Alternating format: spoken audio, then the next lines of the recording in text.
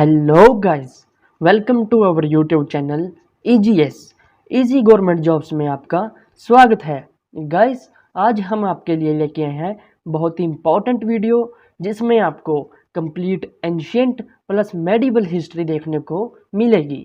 Guys, इस video में आपको क्वेश्चन की फॉर्म में एंशिएंट प्लस मेडिवल हिस्ट्री देखने को मिलेगी, जिसमें हमने कंप्लीटली लूसेंट बुक के बेस पर क्वेश्चन क्रिएट किए गए हैं और ये सारी सीरीज वाइज हैं। गाइज, जिसने लूसेंट पहले पढ़ रखी है उनके लिए ये वीडियो बहुत इंपॉर्टेंट होने वाली है, क्योंकि एक तरह से रिवीजन आपकी हो जाएगी और आपको अपना एनालिसिस भी हो जाएगा। तो गाइज, जिन्होंने लूसेंट बुक पहले नहीं पढ़ रखी है उनके लिए ये वीडियो बहुत फ़ायदेमंद होने वाली है, क्योंकि मैं हर एक क्वेश्चन को पहले रीड करूँगा और उसकी एक्सप्लेनेशन भी साथ में दूंगा। गाइज, ये जो क्वेश्चन है ये बिल्कुल ही सीरीज में है और टॉपिक वाइज देखने को आपको मिलेंगे। तो गाइज, इससे पहले हम वीडियो को शुरुआत करें, मैं आपसे रिक्वेस्ट करता हूं कि आप हमारे चैनल को सब्सक्राइब करें।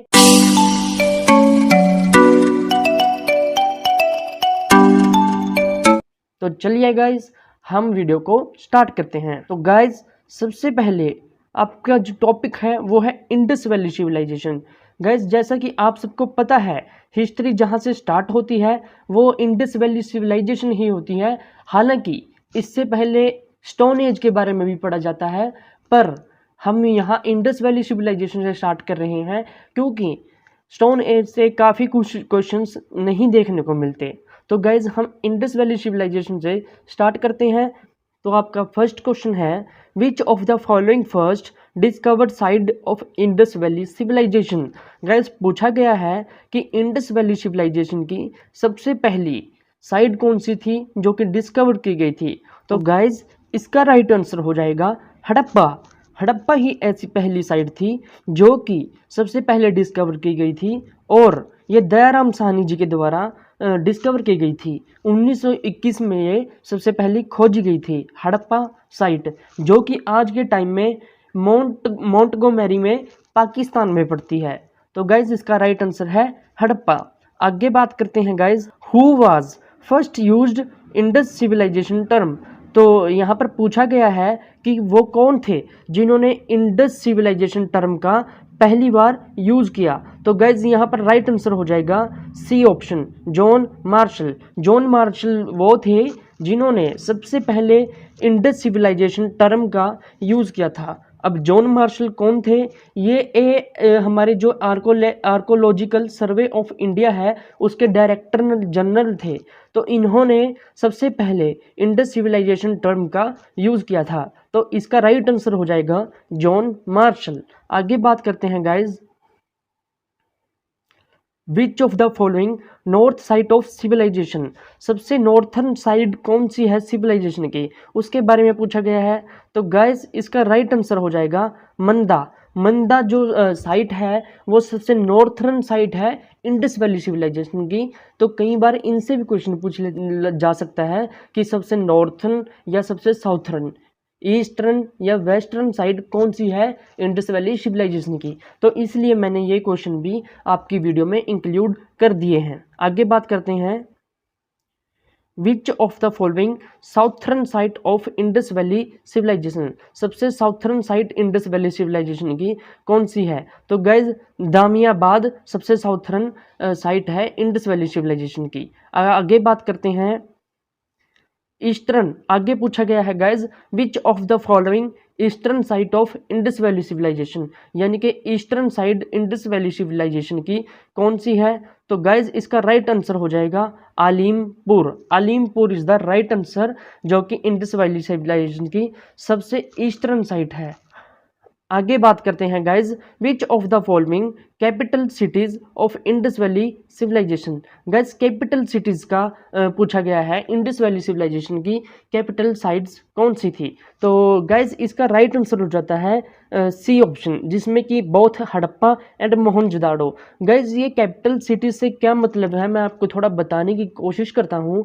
हड़प्पा जो है यानी कि बहुत ही बड़ी साइट थी और सबसे पहले डिस्कवर की गई थी, इसलिए इसे इंक्लूड किया गया है।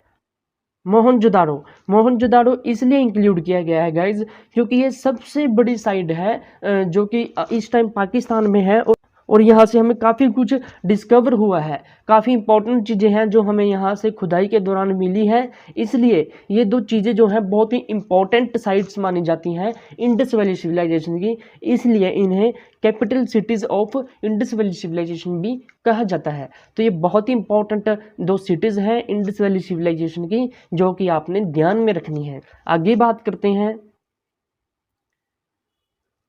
Who was discover Mohenjodaro. Mohenjodaro को किसने डिस्कवर किया था? गाइज इसका राइट आंसर हो जाएगा रखलदास बनर्जी ने। रखलदास बनर्जी ने मोहनजोदाड़ो को डिस्कवर किया गया था। तो आपने इस पॉइंट को ध्यान में रखना है। ये गाइज बिल्कुल याद रखने वाले पॉइंट है, जहाँ पर एक्सप्लेनेशन की ज़रूरत होगी मैं आपको वहाँ पर बिल्कुल एक्सप्लेनेशन दूंगा, आप डोंट वरी रहिएगा। तो आगे बात करते हैं guys, which of the following port cities of Indus valley civilization. Port cities से मतलब है गाइज जहाँ पर पोर्ट्स होते थे, जहाँ से ट्रेड होता था। इंडस वैली सिविलाइजेशन का ट्रेड होता था अदर सिविलाइजेशन के साथ। गाइज सबसे पुरानी 3 सिविलाइजेशन थी, एक मेसोपोटामिया और दूसरी हमारी इंडस वैली सिविलाइजेशन और एक और थी इजिप्ट। इजिप्ट होती थी अफ्रीका में, मेसोपोटामिया होती थी टर्कीज की, और इंडिया में होती थी इंडस वैली सिविलाइजेशन। ये 3 सिविलाइजेशन बहुत ही पुरानी थी। तो हमारी इंडस वैली सिविलाइजेशन का इन अदर सिविलाइजेशन के साथ ट्रेड चलता था। तो उस ट्रेड के लिए पोर्ट्स होते थे जहाँ से हम अपना ट्रेड किया करते थे। तो उन पोर्ट्स के बारे में पूछा गया है गाइज, वो सिटीज़ कौन सी थी जहाँ पर पोर्ट हुआ करते थे।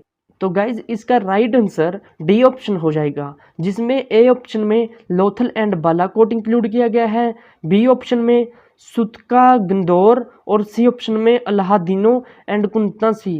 तो ये गाइज जो है ये कुछ सिटीज़ है जिनका पोर्ट होते थे जहाँ से इंडस वैली सिविलाइजेशन के लोग ट्रेड किया करते थे। तो गाइज आगे बात करते हैं, हु वाज डिस्कवर्ड हड़प्पा। तो हड़प्पा किसने डिस्कवर की थी? गैस मैंने आपको पहले भी बताया है, हड़प्पा डिस्कवर की थी दयाराम साहनी ने। दयाराम साहनी ने हड़प्पा साइट को डिस्कवर किया था 1921 में। तो इसका राइट आंसर हो जाएगा दयाराम साहनी। आगे बात करते हैं, who was discover Lothal. Lothal site किसने डिस्कवर की थी? तो गैज लोथल साइट डिस्कवर की थी SR राव ने। SR राव ने लोथल साइट को डिस्कवर किया गया था। आगे बात करते हैं guys, which city the dockyard was in Indus valley civilization. Dockyard जो है वो कौन सी इंडस वैली सिविलाइजेशन की कौन सी सिटी से मिला है? डॉकयार्ड गैस मिला है हमें लोथल से।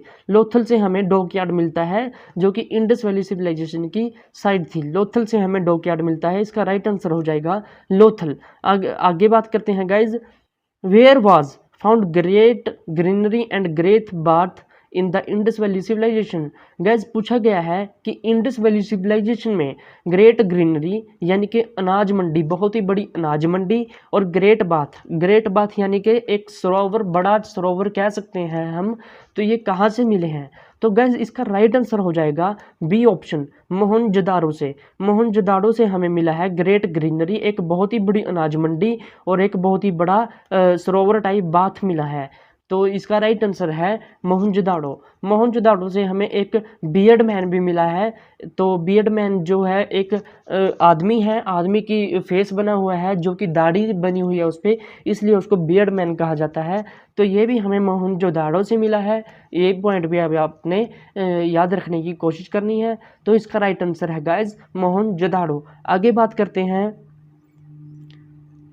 विच of the largest site of Indus valley civilization. Guys largest site पूछी जाए इंडस वैली सिविलाइजेशन की तो आपका यहाँ पर राइट आंसर हो जाएगा Mohenjodaro.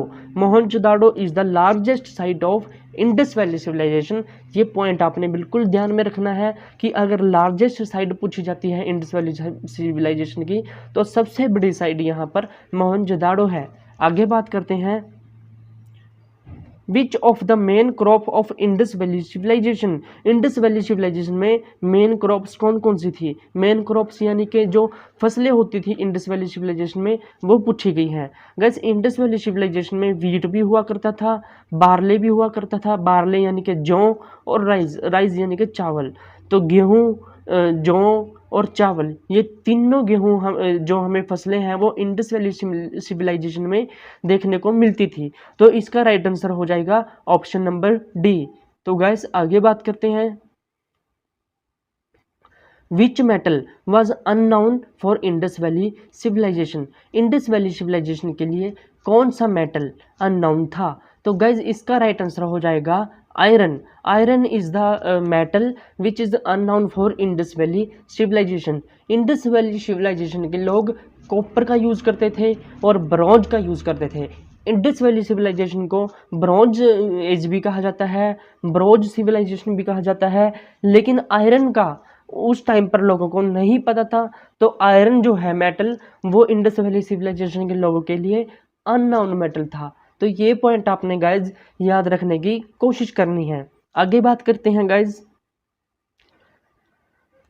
Where were founded black bangles, मतलब कि गाइज यहाँ पर पूछा गया है काली चूड़ियाँ कहाँ से मिली थी। तो इसका राइट आंसर हो जाएगा गाइज कालीबंगा। कालीबंगा जो कि राजस्थान में पड़ता है, वहाँ से हमें ब्लैक बेंगल्स यानी कि काली चूड़ियाँ मिलती हैं खुदाई के दौरान। तो इसका राइट आंसर हो जाएगा कालीबंगा। गाइज इसमें कोई समझने वाली बात नहीं होती, ये बिल्कुल ही एज इट इज़ क्वेश्चन आते हैं पेपर में और काफ़ी बार आ भी चुके हैं।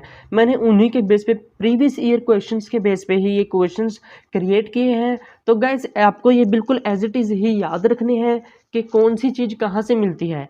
तो आपको ये ऐसे ही पेपर में देखने को मिल जाएंगे। आगे बात करते हैं guys, which was the first domestic animal for animal of Indus civilization. तो गैस यहाँ पर पूछा गया है सबसे पहले जो डोमेस्टिकेशन थी एनिमल की, वो सबसे पहले कौन से एनिमल की गई थी। तो गैस इसका राइट आंसर हो जाएगा शिप। शिप तो जो था भेड़, यानी कि भेड़ को सबसे पहले उन्होंने पालना शुरू किया था इंडस वैली सिविलाइजेशन के लोगों ने। बाद में धीरे धीरे वहाँ पर काफ़ी डेवलपमेंट होती है। तो जैसे कि और जानवर, जैसे कि कुत्ता, बिल्ली और गोट यानी कि बकरी और गधे का भी वहाँ पर यूज़ किया गया।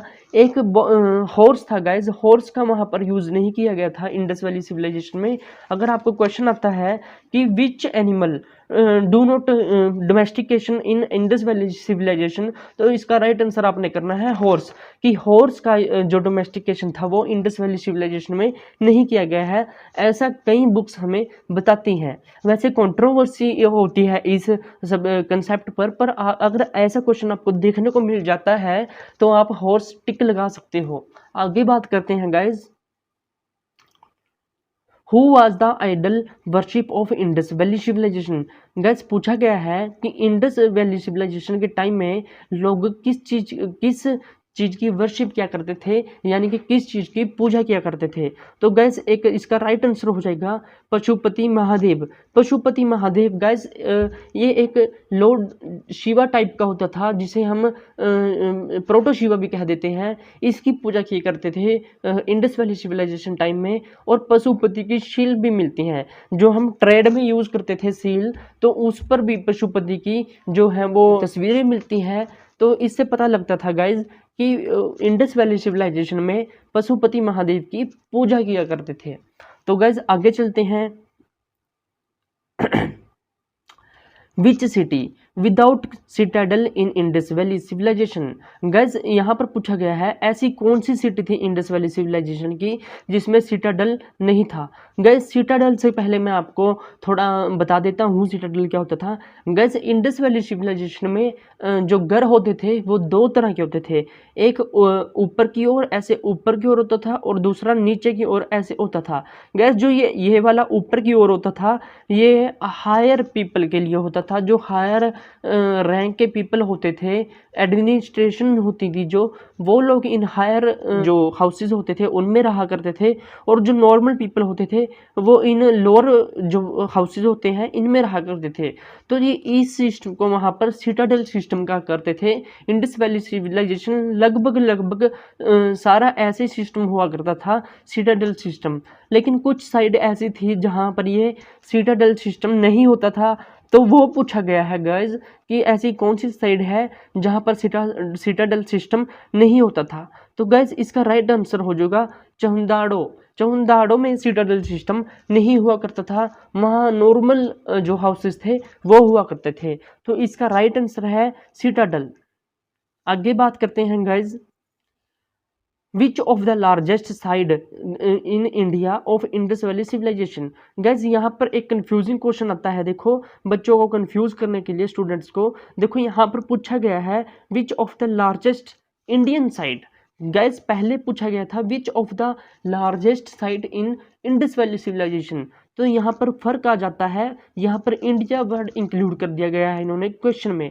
गैस अगर आपके पास इंडिया वर्ड आता है, अगर आपसे इंडिया के अंदर सबसे बड़ी साइड पूछते हैं कि कौन सी साइड है पूरे इंडिया में इंडस वैली सिविलाइजेशन की जो कि सबसे बड़ी है, तो आपका राइट आंसर राखीगढ़ी हो जाएगा। राखीगढ़ी जो कि हिसार में हरियाणा में पड़ती है, वो आपका राइट आंसर हो जाएगा, जो कि सबसे बड़ी साइड है। और अगर आपको इंडिया का ना पूछ के पूरी इंडस वैली सिविलाइजेशन का सबसे लार्जेस्ट साइट पूछ ली जाती है, तो आपका राइट आंसर मोहनजोदाड़ो हो जाएगा। इस बात का आपने खास तौर पे ध्यान रखना है। तो आगे बात करते हैं guys, where were the stadium and water preserver in Indus valley civilization. वो कौन सी सिटी है जहाँ पर स्टेडियम था और वाटर प्रिजर्वर ऑफ इन था इंडस वैली सिविलाइजेशन में। तो गैस पूछा गया है ऐसी कौन सी सिटी थी जहाँ पर एक स्टेडियम भी था एंड वाटर प्रिजर्वर, मतलब कि वाटर को प्रिजर्व करने का भी सिस्टम बनाया हुआ था। तो इसका राइट आंसर हो जाएगा गैस धोलावीरा। धोलावीरा में ये सिस्टम आपको देखने को मिलता था। तो आगे चलते हैं गाइज। आगे हमारा टॉपिक आता है वेदास। इंडस वैली सिविलाइजेशन के बाद हमारा वेदास जो है वो टॉपिक स्टार्ट होता है, और यहाँ से काफ़ी क्वेश्चन आपको देखने को मिलते हैं। तो हम इसके बारे में भी कुछ क्वेश्चन को डिस्कस करेंगे। तो आपके आगे जो फर्स्ट क्वेश्चन आता है वेदास से वो है राइट, ये देखो which are the four Vedas. Four Vedas के बारे में पूछा गया है, कौन कौन से हैं। Rigveda, Samaveda, yes option 1 right. Yajurveda भी है, अथर्ववेद भी है। तो यानी कि इसका राइट आंसर हो जाएगा ऑल ऑफ दिस। ये चारों वेद जो हैं हमारे जो वेद आते हैं उनमें काउंट किए जाते हैं, ऋग्वेद, सामवेद, यजुर्वेद और अथर्ववेद। तो इसका राइट आंसर हो जाता है ऑल ऑफ दिस। आगे बात करते हैं guys, in which Veda are the oldest text are found. वो कौन सा वेद है जिसमें सबसे पुराने टेक्स्ट फाउंड किए जाते हैं। तो गाइज इसका जो राइट आंसर हो जाएगा वो है ऋग्वेद। गाइज ऋग्वेद में सबसे पुराने टेक्स्ट इसलिए फाउंड किए जाते हैं क्योंकि जो सबसे पुराना वेद है वो ऋग्वेद ही है। ऋग्वेद सबसे पहले लिखा गया था, उसके बाद अदर 3 वेद लिखे गए थे। तो अगर ये क्वेश्चन आता है आपके पास कि सबसे पुराना वेद कौन सा है, तो भी आपका राइट आंसर ऋग्वेद हो जाएगा। और अगर आपको ये क्वेश्चन आता है कि कौन से वेद में सबसे पुराने टेक्स्ट हैं, तो भी आपका राइट आंसर ऋग्वेद हो जाएगा। इस बात का आपने खास तौर पे ध्यान रखना है। आगे बात करते हैं guys, who were recited the hymns of Rigveda. Guys पूछा गया है कि जो ऋग्वेदा के हिम्स यानी कि शब्द होते थे वो किसने रिसाइटेड किए हैं। तो इसका राइट आंसर हो जाएगा होत्री। होत्री जो है वो उन्होंने ऋग्वेदा के हिम्स को रिसाइटेड किया गया है। तो इसका राइट आंसर हो जाएगा होत्री। गाइस नेक्स्ट क्वेश्चन है, Purusha Sukta contain in which Mandala of Rigveda. Guys Purusha Sukta के बारे में पूछा गया है कि ऋग्वेदा के कौन से मंडल में लिखा हुआ है। सबसे पहले आपको यहाँ पर पुरुष सूक्ता के बारे में बताने की कोशिश करता हूँ। गाइस पुरुष सूक्ता ऐसा एक कंसेप्ट था जो कि ओल्ड टाइम में यानी कि ऋग्वेद टाइम में हमारे 4 वर्णों को डिस्क्राइब करता था। वो 4 वर्ण कौन कौन से हैं, एक ब्राह्मण, क्षत्रिय, वैश्य और शूद्र। ये 4 वर्ण थे जो कि हमारी कास्ट सिस्टम में नहीं बल्कि हमारे जो वर्क होता था उसके बेस पर डिफाइन किए गए थे। जैसे कि ब्राह्मण थे जो, वो नॉलेज पर्सन होते थे और स्पिरिचुअलिटी यानी कि आध्यात्मिक नॉलेज रखते थे, और उनका काम होता था अदर पीपल को टीच करना, तो उन्हें ब्राह्मण का दर्जा दिया जाता था। और फिर क्षत्रिय होते थे, क्षत्रिय का जो प्रोफेशन होता था वो फाइटर्स होते थे। राजा महाराजा लोगों को क्षत्रिय कहा जाता था, ये फाइटर्स होते थे, किंगडम को रन किया करते थे। इन्हें क्षत्रिय, इनका जो पैशन था वो एक तरह से फाइटर था, तो ये क्षत्रिय होते थे गाइज। और वैश्य होते थे जो व्यापारी लोग होते थे, जो कि अपना व्यापार किया करते थे, किसी भी फील्ड में अपना व्यापार करते थे, उन्हें वैश्य कहा जाता था। और शूद्र होते थे जो इन जो ऊपर वाले 3 वर्ण हैं उनको जो फीड करेंगे, उनका जो मतलब काम होता था, उनको काम करेंगे, वो उनको शूद्र कहा जाता था। तो गाइज ये 4 वर्ण थे जो कि पुरुष सूक्ता डिस्क्राइब करता है, और ये पुरुष सूक्ता ऋग्वेदा के 10th मंडल में लिखा गया है। तो इसका राइट आंसर हो जाएगा guys option B. Right answer हो जाएगा ऑप्शन बी, यानी कि 10th मंडल में ऋग्वेदा में लिखा गया है। ये एज इट इज क्वेश्चन आपको देखने को मिल जाता है guys. Purusha Sukta contain in which Mandala of Rigveda? तो इसका राइट आंसर है 10th मंडल ऋग्वेदा में पुरुष सूक्ता लिखा गया है। और पुरुष सूक्ता का अगर पूछा जाए तो क्या होता है, हमारे 4 वर्ण डिफाइन किए गए हैं पुरुष सूक्ता के अंदर। आगे बात करते हैं, हाउ मैनी वर्ण डज पुरुष सूक्ता एक्सप्लेन? ये देखो गाइज यहाँ पर पूछ लिया गया है आगे कि कितने वर्ण डिस्क्राइब करता है, एक्सप्लेन करता है पुरुष सूक्ता। तो गाइज इसका राइट आंसर हो जाएगा सी, 4 वर्णों को एक्सप्लेन करता है पुरुष सूक्ता। कौन कौन से हैं मैंने आपको अभी बताया, ब्राह्मण, क्षत्रिय, वैश्य, शूद्र, ये 4 वर्ण हैं जो कि पुरुष सूक्ता एक्सप्लेन करता है। आगे बात करते हैं guys, the Samaveda is noun for, जो सामवेदा है वो क्या होता है ये पूछा गया है गाइज। सामवेदा है book of chants. Book of chants का मंडल क्या है, मतलब क्या है गाइज, ये एक संगीत से रिलेटेड है वेद, जो कि एज इट इज कॉपी है आपको बताया गया ऋग्वेदा का। ऋग्वेद में वही शब्द लिखे गए हैं, लेकिन सामवेद के अंदर उन शब्दों को पोएट्रिक मैनर में अरेंज किया गया है ताकि उन्हें गाया जा सके। तो इसका जो सामवेदा है इसे बुक ऑफ चैंट्स कहा जाता है, और ये म्यूजिक, संगीत से रिलेटेड वेद माना जाता है। तो गाइज इसका राइट आंसर हो जाएगा बुक ऑफ चैंट्स। आगे बात करते हैं guys, who recited the hymns of Samaveda? Samaveda के जो हाइम्स थे, शब्द थे, उनको किसने रिसाइटेड किया है?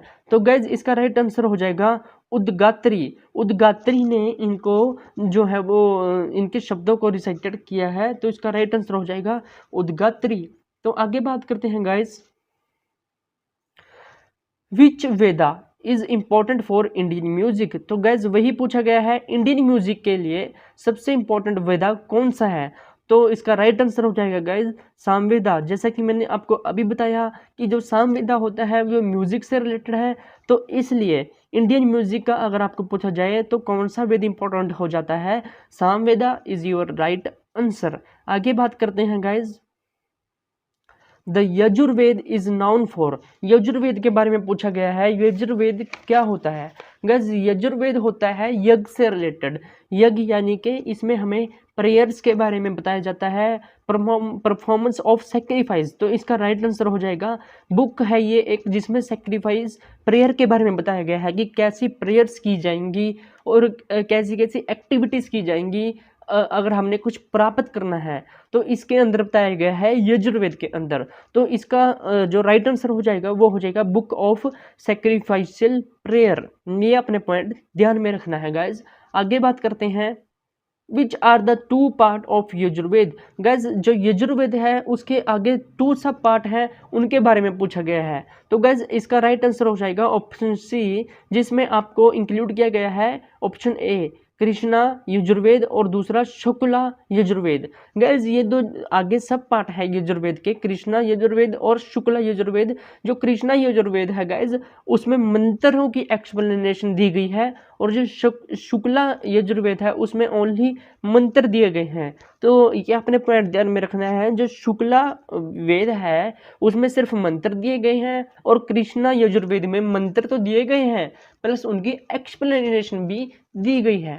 तो आगे बात करते हैं guys, which Veda known as book of magical formulate. Guys यहाँ पर मैजिकल यानी कि आपको जादू वगैरह से पूछा गया है, जादू से रिलेटेड एक वेद है हमारा, उसके बारे में पूछा गया है। तो इसका राइट आंसर हो जाएगा guys Atharvaveda. Atharvaveda is the right answer of magical formula. Magical formula जो कि हमारी जादुई मंत्र होते हैं उनके बारे में एक वेद है जो रिलेटेड है, उसका राइट आंसर है अथर्ववेद। अथर्ववेद में हमें ऐसे जो जादू वगैरह के मंत्र होते हैं वो देखने को मिल जाते हैं। तो इसका राइट आंसर हो जाएगा अथर्ववेद।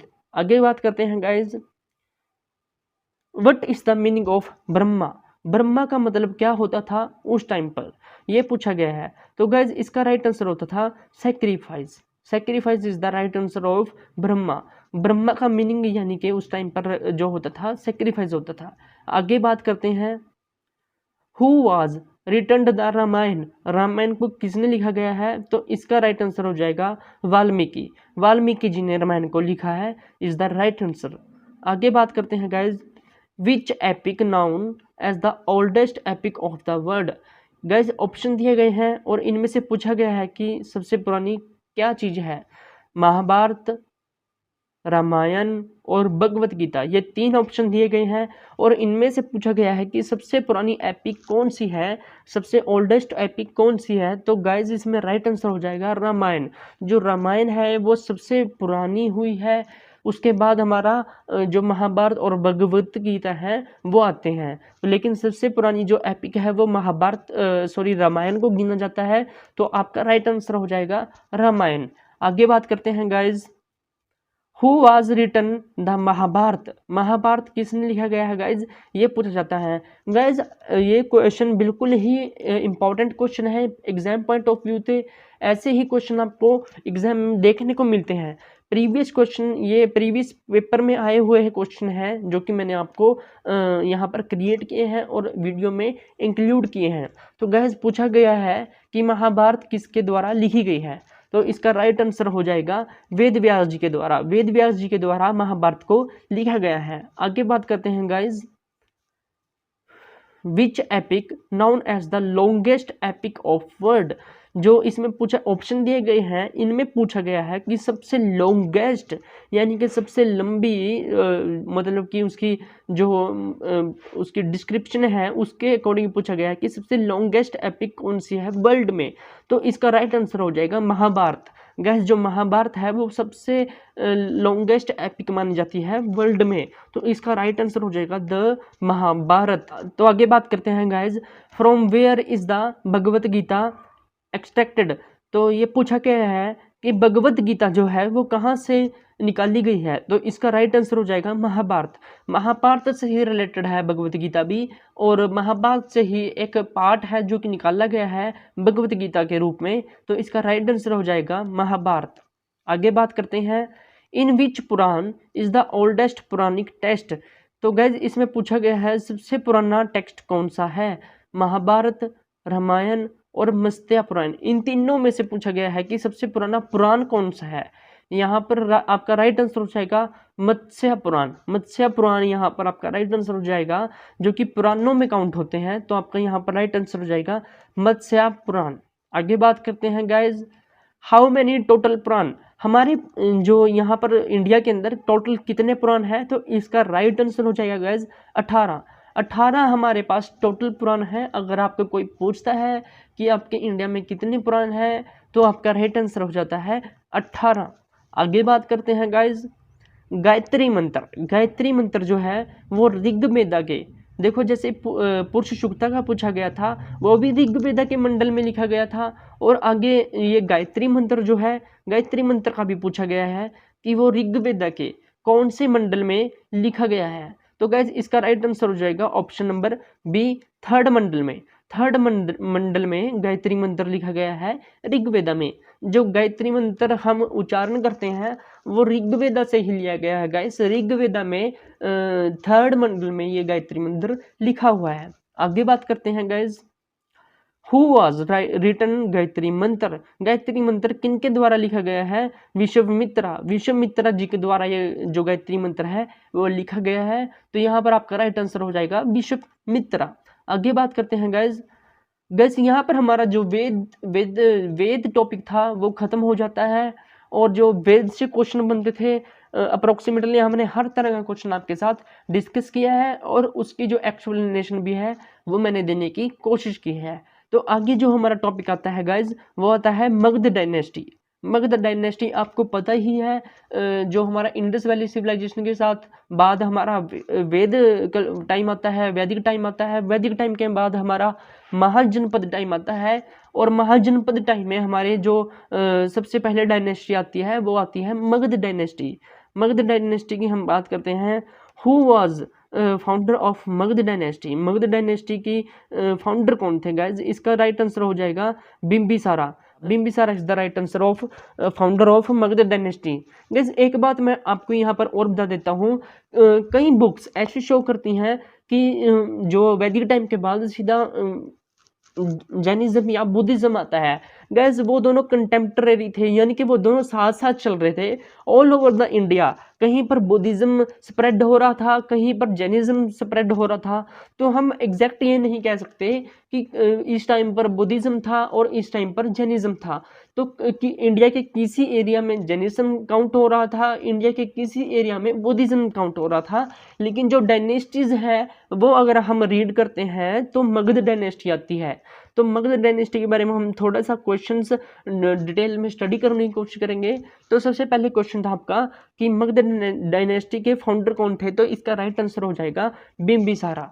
आगे बात करते हैं गाइज। तो गाइज जो हमारी ये डायनेस्टी आती है, मगध डायनेस्टीज आती हैं, और मगध में हम 3 डायनेस्टीज को पढ़ते हैं जो कि बहुत इंपॉर्टेंट मानी जाती हैं, और यहीं से आपको क्वेश्चन देखने को मिलते हैं। सबसे पहली हर्यंक डायनेस्टी आती है, फिर शिशुनाग डायनेस्टी आती है, और फिर नंदा डायनेस्टी आती है। ये 3 डायनेस्टी है जिनको हम स्टडी करते हैं इस महाजनपद टाइम में। तो गाइस बात करते हैं क्वेश्चंस की। तो यहाँ पर सबसे पहले क्वेश्चन है, who was founder of Haryanka dynasty? Haryanka dynasty के फाउंडर कौन थे ये पूछा गया है गाइज। तो इसका राइट आंसर हो जाएगा बिम्बिसारा। बिम्बिसारा जो थे वो फाउंडर थे हर्यंक डायनेस्टी के, ये माना जाता है। तो इसका राइट आंसर हो जाएगा बिम्बिसारा। आगे बात करते हैं guys, who was the contemporary of Bimbisara? देखो गाइज यहाँ पर कंटेम्प्रेरी मतलब कि उस टाइम के साथ, बिम्बिसारा के टाइम के साथ साथ कौन था उस टाइम पर, ये पूछा गया है। तो इसका राइट आंसर हो जाएगा गाइज गौतम बुद्धा। गौतम बुद्धा जी उस टाइम पर स्प्रेड हो रहे थे, यानी कि उनका जो विचार थे, उनके जो सरमन्स थे वो हो रहे थे उस टाइम पर। तो इसका राइट आंसर हो जाएगा Gautam Buddha is the contemporary of Bimbisara. Bimbisara के टाइम पर गौतम बुद्धा जी थे। इसका राइट आंसर है गौतम बुद्धा। आगे बात करते हैं guys, which city was build by Bimbisara? Bimbisara के द्वारा कौन सी सिटी बिल्ट की गई थी? तो इसका राइट आंसर हो जाएगा न्यू राजगिर। राजगिरह इसका राइट आंसर हो जाएगा गाइज। ये एक ऐसी सिटी थी जो कि चारों तरफ से पहाड़ियों से घिरी हुई थी, इसलिए इसे 5 हिल्स भी लिखा जाता है। तो इसका राइट आंसर हो जाएगा राजगिरी। राजगिरी इसका राइट आंसर हो जाएगा, अपने ध्यान में रखनी है। तो आगे बात करते हैं। तो गैस आगे पूछा गया है, who was the son of Bimbisara? Bimbisara के सन कौन थे ये पूछा गया है। तो इसका राइट आंसर हो जाएगा अजातशत्रु। अजातशत्रु जो थे वो बिम्बिसारा के पुत्र थे, और अजातशत्रु ने अपने पिता की मृत्यु कर दी थी, उनकी हत्या कर दी थी, और जो राजपात्र था जो कि उसको कब्जा कर लिया था, अपने पिता का जो उनका किंगडम था उस पर कब्जा कर लिया था। तो यहाँ पर इसका राइट आंसर हो जाएगा अजातशत्रु। आगे बात करते हैं guys, what did Ajatashatru build? Ajatashatru के द्वारा क्या बिल्ड किया गया था ये पूछा गया है गाइज। इसका राइट आंसर हो जाएगा फोर्ट ऑफ राजगिर। जो राजगिरी था उसमें एक किला बनवाया था, और एक वाच फोर्ट, यानी कि वाच फोर्ट भी कहा जाता है उसे। तो ये चीज़ थी, ये भी इनके द्वारा बनाई गई थी अजातशत्रु के द्वारा। तो ये राइट आंसर हो जाएगा ऑप्शन सी, यानी कि option A and option B both. आगे बात करते हैं guys, what did Ajatashatru added in Magadha? Ajatashatru के द्वारा क्या ऐड किया गया था मगध में? तो गैस इसका राइट आंसर हो जाएगा काशी को भी ऐड किया गया था और वैशाली को भी ऐड किया गया था। तो इसका राइट आंसर हो जाएगा बोथ। यहाँ पर जो काशी और वैशाली थी उसको ऐड कर लिया गया था मगध में। तो इसका आंसर हो जाता है बोथ। बाद में इनके आगे अजातशत्रु के एक और पुत्र होते हैं उदयन, उनके द्वारा जो मगध की दूसरी कैपिटल बनाई गई थी पाटलिपुत्र, तो वो आगे आपको डिस्कस करूंगा गाइज। आपको फिलहाल यहाँ पर यही ध्यान में रखना है। तो आगे बात करते हैं guys, who was killed Ajatashatru, Ajatashatru को किसने मारा, तो इसका राइट आंसर हो जाएगा उदयन। उदयन कौन था, उदयन इसका तीसरा रूलर था इस डायनेस्टी का, हर्यंक डायनेस्टी का तीसरा रूलर था हर्यंक डायनेस्टी का उदयन। तो उदयन ने अजातशत्रु को मार दिया और अपना राज कायम किया। तो आगे बात करते हैं guys, who was Udayan, Udayan कौन था ये पूछा गया है। तो इसका राइट आंसर हो जाएगा सन ऑफ अजातशत्रु। ये देखो गाइज, ये हर्यंक डायनेस्टी में पहले जो थे बिंबिसारा थे, उनके पुत्र अजातशत्रु हुए। अजातशत्रु ने अपने पिता की हत्या कर दी बिंबिसारा की। फिर आते हैं अजातशत्रु के पुत्र आगे उदयन, उदयन ने अपने पिता अजातशत्रु की हत्या कर देते हैं। तो यहाँ पर जो पुत्र होते थे वो अपने पिता की ही मृत्यु कर देते थे राजपाट को हड़पने के लिए। तो ये आपने ध्यान में रखना है। अजातशत्रु के पुत्र थे उदयन और ये लास्ट रूलर थे हर्यंक डायनेस्टी के। आगे बात करते हैं guys, which city was founded by Udayan, Udayan के द्वारा कौन सी सिटी फाउंड की गई। तो जैसे कि मैंने आपको बताया, आंसर राइट आंसर हो जाएगा पाटलिपुत्र। पाटलिपुत्र डिस्कवर की गई है सिटी जो फाउंड की गई थी उदयन के द्वारा, और इसे ही जो मगध की वो सेकंड कैपिटल बनाया गया था, दूसरी कैपिटल बनाया गया था मगध डायनेस्टी की पाटलिपुत्र को। तो ये अपने राइट आंसर यहाँ पर याद करना है, पाटलिपुत्र। आगे बात करते हैं guys, who change the capital from Rajgir to Pataliputra. यहाँ पर पूछा गया है कि राजगिरी से पाटलिपुत्र कैपिटल किसने बनाई, तो राइट आंसर हो जाएगा उदयन। देखो गाइस, जैसे कि मैंने आपको बताया कि उदयन ने ही पाटलिपुत्र को डिस्कवर किया गया था और यही कैपिटल बनाई गई थी उदयन के द्वारा। तो किसी भी तरह एग्जामिनर क्वेश्चन को फोल्ड कर सकता है, लेकिन आपने बस पॉइंट ध्यान में रखना है कि पाटलिपुत्र उदयन के द्वारा बनाई गई कैपिटल थी मगध डायनेस्टी की। आगे बात करते हैं guys, who killed Nagdashak, Nagdashak को किसने मारा, तो इसका राइट आंसर हो जाएगा शिशुनाग। गाइज शिशुनाग एक, यहाँ पर मैं आपको बताता हूँ, हर्यंक डायनेस्टी का एक रूलर, लास्ट रूलर होते थे, तो उनका एक मिनिस्टर होता था शिशुनाग। तो शिशुनाग मार देता है नागदशक को और अपनी डायनेस्टी स्टार्ट कर लेता है शिशुनाग डायनेस्टी। तो यहाँ पर Shishunaga is the right answer हो जाएगा, जो कि नागदशक को मार देता है और अपनी डायनेस्टी स्टार्ट करता है शिशुनाग डायनेस्टी। आगे बात करते हैं, ये देखो गाइस, यहाँ पर शिशुनाग डायनेस्टी स्टार्ट हो जाती है।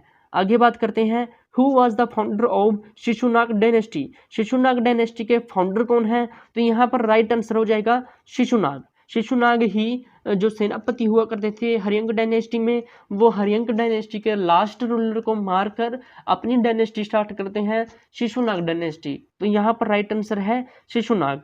आगे बात करते हैं, who was the successor of Shishunaga, Shishunaga के बाद का कौन आता है, तो इसका राइट आंसर हो जाएगा कालाशोका। कालाशोका आते हैं शिशुनाग के बाद। तो यहाँ पर अपनी ये पॉइंट याद रखना है, कालाशोका। तो आगे बात करते हैं गाइज, कालाशोका कन्विंस्ड विच काउंसिल इन वैशाली। गैस यहाँ पर पूछा गया है कालाशोका ने, मैं आपको बताता हूँ, कालाशोका के टाइम पर, जैसे कि मैंने आपको पहले भी बताया, उस टाइम पर कंटेम्परेरी बुद्धिज्म भी स्प्रेड हो रहा था और कंटेम्परेरी जैनिज्म भी स्प्रेड हो रहा था। तो यहाँ पर जगह जगह पर कोई कोई राजा जैनिज्म को अडॉप्ट कर लेता था, बाद में कोई राजा यहाँ पर बुद्धिज्म को अडॉप्ट कर लेता था। तो जो भी राजा जिस भी धर्म को अडॉप्ट करता था उसकी जो है वहाँ पर काउंसिल ऑर्गेनाइज करवाया करता था। तो यहाँ पर कालाशोका के टाइम पर वैशाली के अंदर एक बुद्धिस्ट काउंसिल होती है, वो पूछी गई है कि कौन सी बुद्धिस्ट काउंसिल ऑर्गेनाइज की गई थी वैशाली में कालाशोका के टाइम पर। तो यहाँ पर राइट आंसर हो जाएगा गाइस, सेकंड बुद्धिस्ट काउंसिल यहाँ पर ऑर्गेनाइज की जाती है कालाशोका के टाइम पर। आगे बात करते हैं, who was founder of Nanda dynasty. Gas Nanda dynasty के बारे में पूछा गया है कि नंदा डायनेस्टी के जो फाउंडर थे वो कौन थे। तो यहाँ पर राइट आंसर हो जाएगा महापद्मानंदा। महापद्मानंदा जो थे वो नंदा डायनेस्टी के फाउंडर थे। इसका राइट आंसर है महापद्मानंदा। आगे बात करते हैं गाइज, हु वाज किल्ड धनानंदा। धनानंदा कौन है गज, धनानंदा इज द सेकंड जो राजा होते हैं वो नंदा डायनेस्टी के। देखो नंदा डायनेस्टी फाउंड की थी महापद्मानंदा ने, महापद्मानंदा के बाद आता है धनानंदा। तो धनानंदा को किसने मारा, ये पूछा गया है। तो गाइस धनानंदा को मारते हैं चंद्रगुप्त मौर्य। इसका राइट आंसर हो जाएगा चंद्रगुप्त मौर्य। आगे बात करते हैं फॉरेन इन्वेजन। तो गाइज यहाँ पर फॉरेन इन्वेजन होती हैं, जैसे कि मैं आपको बताता हूँ उस टाइम पर फॉरेन, जैसे कि बाहर से कुछ लोग हमारे इंडिया पर अटैक करते हैं, जैसे कि मोहम्मद गजनबी, मोहम्मद गोरी, तो इनके बारे में भी क्वेश्चन बनते हैं। इसी टाइम पर आते हैं, इसी टाइम के दौरान, जैसे महा जो ये जनपद टाइम चल रहा है, बुद्धिज़्म चल रहा है, जैनिज़्म चल रहा है, इसी टाइम के दौरान बाहर से कुछ व्यक्ति आते हैं जो कि हमारे इंडिया को नेक्स्ट करते हैं, लूटते हैं और हमारे इंडिया पर काफ़ी अत्याचार भी करते हैं। तो उनके बारे में थोड़ा जानने की कोशिश करते हैं। तो इसके बारे में हम क्वेश्चन क्रिएट किए थे गाइस, तो चलो डिस्कस करते हैं। जैसे कि सबसे पहले क्वेश्चन है battle of Hydaspes were found between. Guys ये एक बैटल है जिसे कि हाइडा स्पेसिस का नाम दिया गया है, ये किसके बीच में होती है, तो इसका राइट आंसर होता है अलेक्जेंडर एंड पोरस। गाइस मैं इसके बारे में आपको थोड़ा बताने की कोशिश करता हूँ। देखो जैसे कि आपको पता है अलेक्जेंडर यहाँ पर किसको कहा गया है, जो कि सिकंदर था, अलेक्जेंडर द ग्रेट, यानी कि सिकंदर जो कि सारी दुनिया को जीतने निकला था, वो अफगानिस्तान की तरफ से आ रहा था इंडिया पर कब्जा करने के लिए और इंडिया को जीतने के लिए। तो वो आता है पहले इंडस नदी के पास आता है। इंडस नदी पर राजा एम्बी हुआ करता था। तो राजा एम्बी अपना आप सौंप देता है अलेक्जेंडर को। तो अलेक्जेंडर उससे लड़ाई नहीं करता, बल्कि उससे ट्रीटी साइन कर लेता है कि जो राजा एम्बी है वो हर साल सिकंदर को टैक्स दिया करेगा। तो उसके बाद आगे चलते हैं, राजा सिकंदर और एम्बी जो हैं वो आगे चलते हैं झेलम नदी की ओर। तो गाइस झेलम नदी की ओर जाते हुए पोरस, राजा पोरस होता है, और राजा पोरस अपना आप नहीं सौंपता अलेक्जेंडर को, बल्कि अलेक्जेंडर से लड़ने के लिए सामना करता है, लड़ने के लिए तैयारी करता है।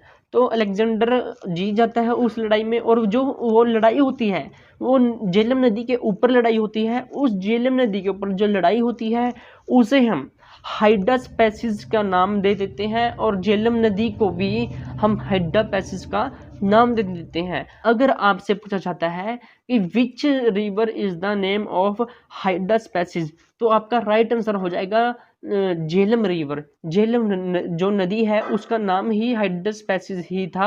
और अगर फाइट पूछी जाए कि किसके किसके बीच में होती है, तो अलेक्जेंडर एंड पोरस के बीच में होती है। राजा पोरस होते थे झेलम नदी के किनारे, और अलेक्जेंडर था जो कि सिकंदर था, उन दोनों के बीच में ये फाइट होती है। तो इसका राइट आंसर हो जाएगा between Alexander and Porus, option A. आगे बात करते हैं guys, whose son was Sikandar. Son जो सिकंदर थे उसके सन कौन थे, तो गाइज इसका राइट आंसर हो जाएगा फिलिप सेकंड। फिलिप सेकंड जो थे वो सिकंदर के सन थे। आगे बात करते हैं guys, when did Sikandar when died Sikandar, Sikandar कब मरा, तो गाइज सिकंदर मरता है यहाँ पर राइट आंसर हो जाएगा 323 में। 323 जो बीसी है वहाँ पर सिकंदर मरता है।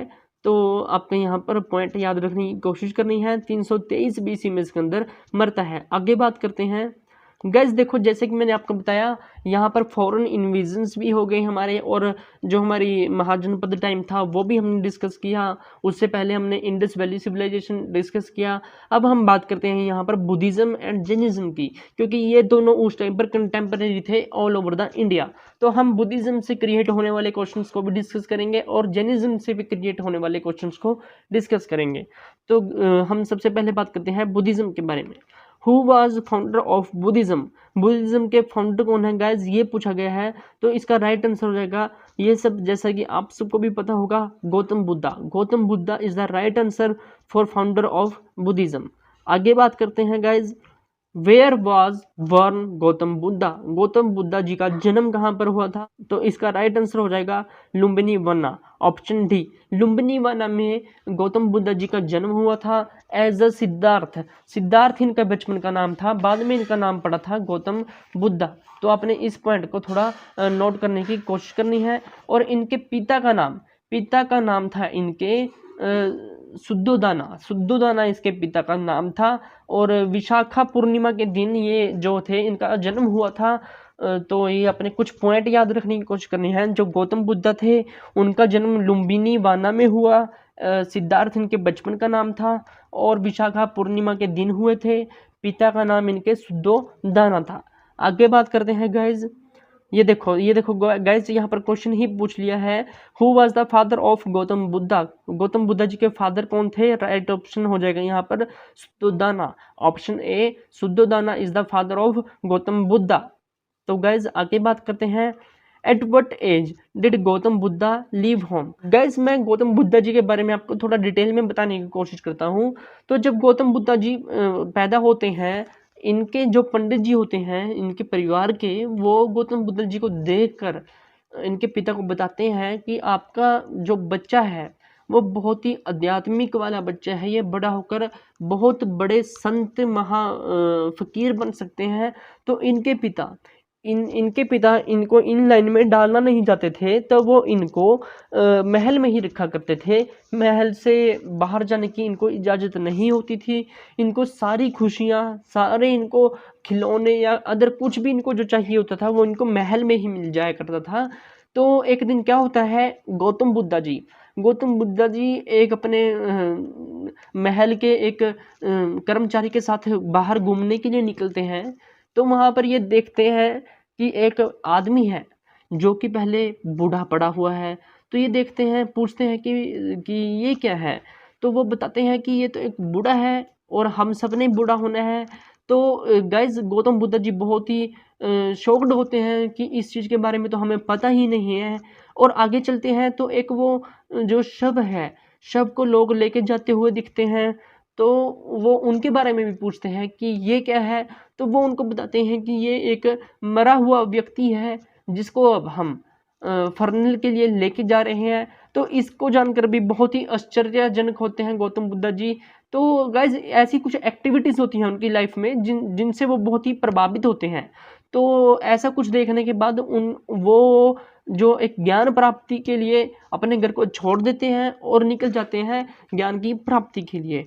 तो वो यहाँ पर पूछा गया है कि किस एज में गौतम बुद्ध जी अपना घर छोड़ देते हैं। तो यहाँ पर राइट आंसर हो जाएगा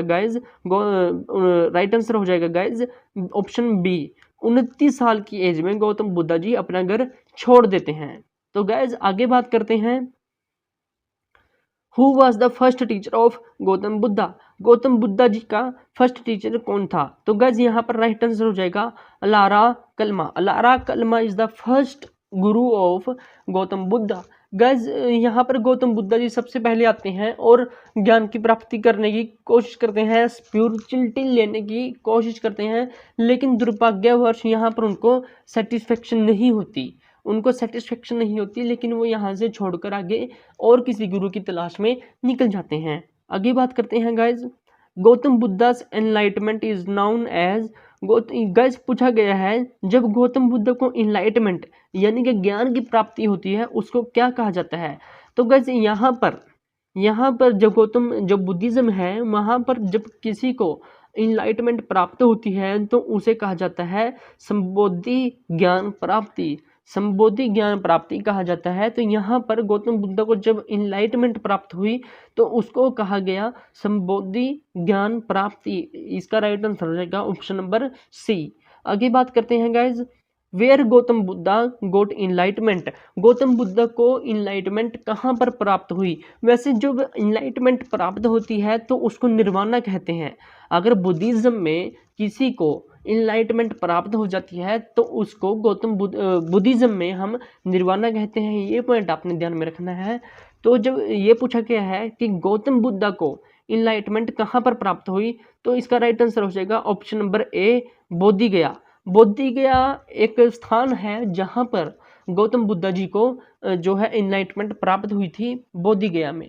आगे बात करते हैं guys, where did Gautam Buddha give his first sermon। Guys first sermon जब गौतम बुद्ध जी को इनलाइटमेंट प्राप्त हो जाती है उसके बाद गौतम बुद्ध जी अपने जो सत्संग है, अपने जो विचार हैं तो उनको पब्लिक के सामने रखते हैं और उनको भी जागरूक करने की कोशिश करते हैं। तो उनको हम सरमन कह देते हैं। तो पूछा गया है कि गौतम बुद्ध जी का सबसे पहले सरमन कहाँ पर दिया गया था? तो इसका राइट आंसर हो जाएगा सारनाथ। सारनाथ में पहला जो था उपदेश दिया गया था गौतम बुद्ध जी के द्वारा सारनाथ के डियर पार्क में दिया गया था। तो इसको आपने पॉइंट नोट करने की कोशिश करनी है। सारनाथ डियर पार्क में सबसे पहले सरमन दिया गया था गौतम बुद्ध जी के द्वारा। आगे बात करते हैं, where did Buddha died, Buddha ji कहाँ पर डाइड होते हैं ये पूछा गया है गाइज। इसका राइट आंसर हो जाएगा कुशीनगर। कुशीनगर एक प्लेस है जहाँ पर गौतम बुद्ध जी डाइड होते हैं 80 की एज में। तो गाइज ये आपने थोड़ा याद रखना है, कुशीनगर में गौतम बुद्ध जी डाइड होते हैं। इसका राइट आंसर है ऑप्शन ए। आगे बात करते हैं guys, what was the name of horse of Gautam Buddha. Guys यहाँ पर ये बहुत ही इंपॉर्टेंट क्वेश्चन है। यहाँ पर बच्चे ऐसे क्वेश्चन नहीं पढ़ के जाते और ये क्वेश्चन काफ़ी बार पूछा जा चुका है प्रीवियस ईयर्स पेपर्स में कि गौतम बुद्ध के एक हॉर्स हुआ करता था जो कि उनको बहुत ही प्यारा था, उसका नाम क्या था? तो इसका नाम था कथका। कथका एक नाम था, घोड़ा था जिसका नाम था कथका। और ये आपने बहुत ही याद रखने की कोशिश करनी है, जो गौतम बुद्ध के घोड़े का नाम क्या था? कथका। इसका राइट आंसर हो जाएगा डी। आगे बात करते हैं guys, what was the childhood name of Gautam Buddha. देखो गाइस यहाँ पर पूछा गया है childhood name of Gautam Buddha, Gautam Buddha के बचपन का नाम क्या था? तो इसका राइट आंसर हो जाएगा सिद्धार्थ। सिद्धार्थ इसका राइट आंसर हो जाएगा, गौतम बुद्ध के बचपन का नाम था सिद्धार्थ। आगे बात करते हैं guys, where was the first Buddhist council held, मतलब कि सबसे पहली फर्स्ट बुद्धिस्ट जो काउंसिल थी वो कहाँ पर हेल्ड की गई थी? तो इसका राइट आंसर हो जाएगा राजगृह। राजगृह में जो पहली काउंसिल थी वो ऑर्गेनाइज की गई थी। इसका राइट आंसर हो जाएगा राजगृह। आगे बात करते हैं guys, who got the first Buddhist council, जो फर्स्ट बुद्धिस्ट काउंसिल थी वो किसने करवाई थी? तो इसका राइट आंसर हो जाएगा गाइज अजात शत्रु ने। जैसे कि आप सबको पता है अजात शत्रु ने फाउंड की थी, सिटी थी जो राजगृह थी उसको फाउंड की थी। तो वहीं पर फर्स्ट बुद्धिस्ट काउंसिल थी जो ऑर्गेनाइज की करवाई गई थी और अजात शत्रु के द्वारा वो ऑर्गेनाइज करवाई गई थी फर्स्ट काउंसिल ऑफ बुद्धिज्म। तो इसका राइट आंसर हो जाएगा अजात शत्रु। आगे आपने बात करनी है, where was second Buddhist council held.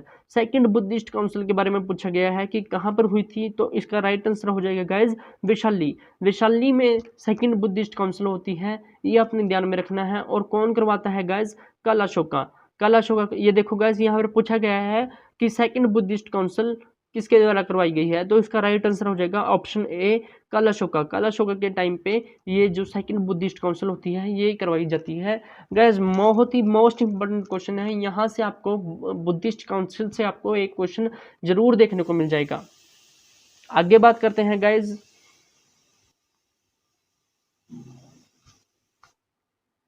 Where was the third Buddhist council held. तीसरी बुद्धिस्ट काउंसिल कहाँ पर करवाई गई थी? तो इसका राइट आंसर हो जाएगा पाटलिपुत्र। पाटलिपुत्र में तीसरी जो बुद्धिस्ट काउंसिल थी वो करवाई गई थी। तो ये अपने पॉइंट याद रखना है, तीसरी बुद्धिस्ट काउंसिल कहाँ पर करवाई गई थी? पाटलिपुत्र में। और किसके टाइम पर करवाई गई थी? तो इसका राइट आंसर हो जाएगा थर्ड बुद्धिस्ट काउंसिल जो कि करवाई गई थी अशोक के टाइम पर। अशोका के टाइम पर थर्ड बुद्धिस्ट काउंसिल करवाई गई थी। तो इसका राइट आंसर हो जाएगा अशोका। आपने पॉइंट ध्यान में रखने की कोशिश करनी है। आगे बात करते हैं guys, where was the fourth Buddhist council held. Guys 4 Buddhist council हैं जो कि बहुत ही इंपॉर्टेंट है और यहाँ पर फोर्थ बुद्धिस्ट काउंसिल का पूछा गया है कि कहाँ पर करवाई गई थी। तो इसका राइट आंसर हो जाएगा ऑप्शन नंबर बी कुंडलावाना। कुंडलावाना में जो है फोर्थ बुद्धिस्ट काउंसिल करवाई गई थी, ऑर्गेनाइज करवाई गई थी। तो आपको राइट आंसर हो जाएगा यहाँ पर कुंडलावाला। आगे बात करते हैं, जो फोर्थ बुद्धिस्ट काउंसिल थी गाइज ये किसके टाइम पर करवाई गई थी? तो इसका राइट आंसर हो जाएगा गाइज कनिष्क। कनिष्क के टाइम पर यहाँ पर जो है फोर्थ बुद्धिस्ट काउंसिल ऑर्गेनाइज की करवाई गई थी। यहाँ पर आपने याद रखने की कोशिश करनी है कि जो फोर्थ बुद्धिस्ट काउंसिल थी वो कनिष्क के टाइम पर करवाई गई थी। आगे बात करते हैं guys, which of the language of Buddhist literature. जो बुद्धिस्ट लिटरेचर है गाइज उसको जो लिटरेचर है वो किस लैंग्वेज में लिखा गया है ये पूछा गया है।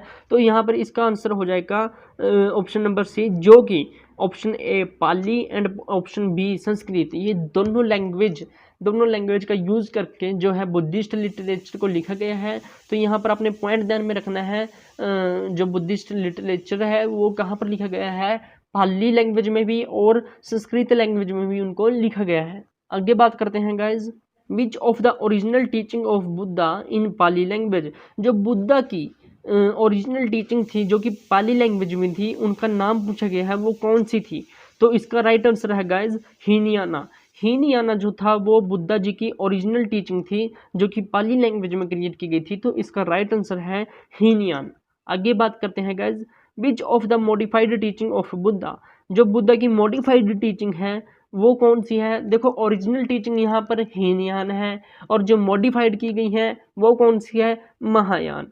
महायान जो है आपको याद रखने की कोशिश है, महायान मॉडिफाइड, हीनयान ओरिजिनल। आगे बात करते हैं guys, who was the founder of Jainism. Guys Jainism के फाउंडर के बारे में पूछा गया है। तो इनका राइट आंसर हो जाएगा ऑप्शन नंबर सी, जिसमें कि ऋषभनाथ और ऋषभदेवा। अगर आपके पास ऑप्शन ऋषभदेवा आता है तो वो भी राइट आंसर है, अगर आज आपके पास अकेला ऋषभनाथ आता है तो भी राइट आंसर है। लेकिन मैंने यहाँ पर आपके लिए दोनों इंक्लूड किए हैं क्योंकि कई बार अलग अलग आ जाते हैं। तो गाइज यहाँ पर आपका राइट आंसर बोथ हो जाएगा। फाउंडर जैनिज्म के हम यहाँ पर ऋषभनाथ जी को भी मानते हैं और ऋषभदेवा जी को भी मानते हैं। आगे बात करते हैं गाइज, हु वाज 23rd तीर्थंकर ऑफ जैनिज्म। गाइज जैसे कि आप सबको पता है जैनिज्म में तीर्थंकर होते हैं और जो हमारे महावीर जी हुए हैं जैनिज्म में वो 24th तीर्थंकर थे जो कि बहुत ही फेमस हुए हैं।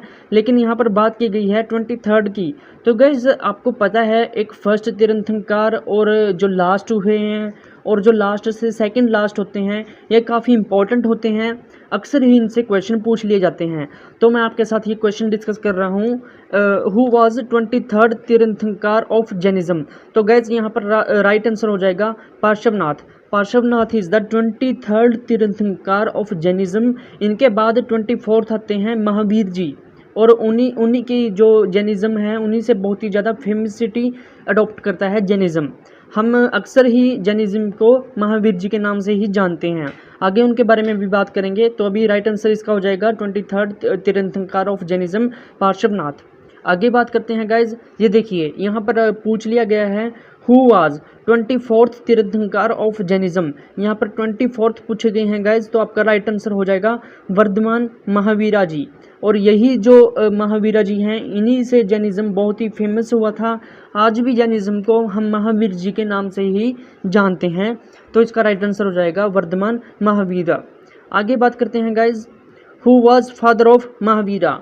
गाइज महावीरा के फादर के बारे में पूछा गया है। तो इसका राइट आंसर हो जाएगा सिद्धार्थ। गाइज यहाँ पर एक थोड़ा सा कन्फ्यूजन हो जाता है बच्चों को। सिद्धार्थ यहाँ पर बुद्धिज़्म में अगर हम बात करते हैं बुद्धिज़्म की, तो जो भगवान जो लॉर्ड बुद्धिज़्म थे उनका नाम बचपन का नाम सिद्धार्थ होता था। तो अगर आपको कन्फ्यूज़न हो तो मैं आपको बता देता हूँ, बुद्धिज़्म में भगवान बुद्ध जी जो हुए हैं उनका बचपन का नाम सिद्धार्थ होता था और जैनिज्म में जो महावीर जी हुए हैं उनके पिताजी का नाम यानी कि उनके फादर का नाम सिद्धार्थ है।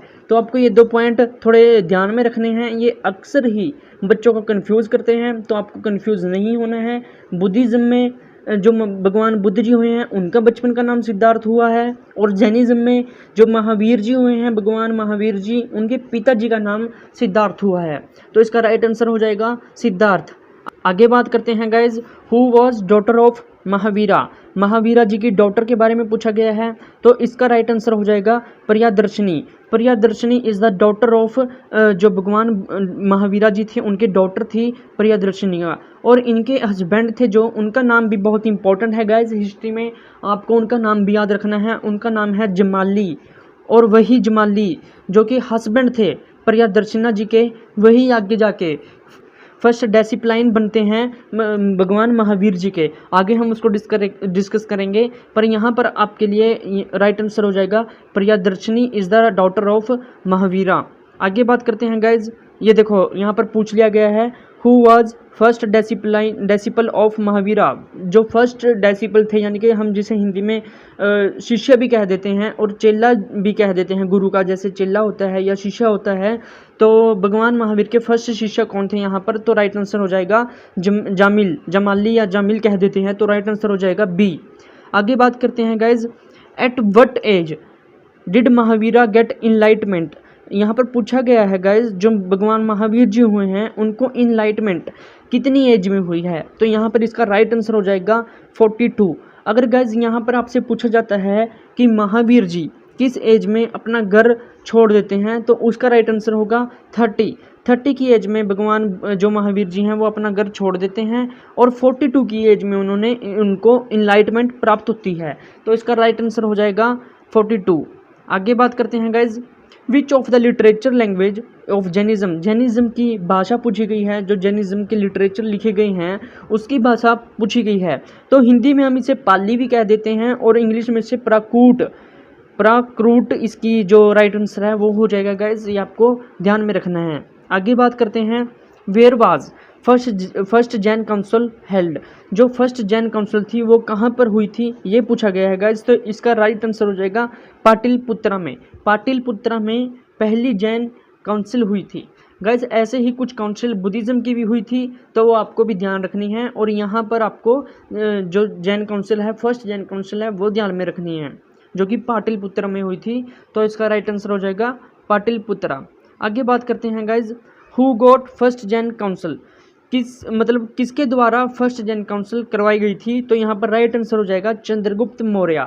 आपको पता है गाइज, मौर्यन जो पीरियड है हमारा, उसमें गुप्ता टाइम और मौर्यन टाइम में बुद्धिज़्म एंड जैनिज़्म दोनों कॉन्टीन्यूसली चल रहे थे। कहीं पर जैनिज़्म स्प्रेड हो रहा था तो कहीं पर बुद्धिज़्म स्प्रेड हो रहा था। तो आपको यहाँ पर पूछा गया है कि फर्स्ट जैन काउंसिल किसके द्वारा आयोजित की गई, तो राइट आंसर हो जाएगा चंद्रगुप्त मौर्य के द्वारा। आगे बात करते हैं guys, when was first Jain council was held. हालांकि ये इतनी इंपॉर्टेंट नहीं है, डेट कई बार नहीं पूछी जाती, फिर भी आपको यहाँ पर याद करनी है, आप इसे स्किप नहीं कर सकते। तो फर्स्ट जैन काउंसिल आपकी यहाँ पर राइट आंसर हो जाएगा 300 BC में। 300 BC में फर्स्ट जैन काउंसिल ऑर्गेनाइज की गई थी। आगे बात करते हैं guys, where was second Jain council was held. Guys ये जो हैं आपको जो प्लेसेस पूछे जा रहे हैं काउंसिल्स के, ये इंपॉर्टेंट हैं, इनकी डेट्स इतनी इंपॉर्टेंट नहीं हैं।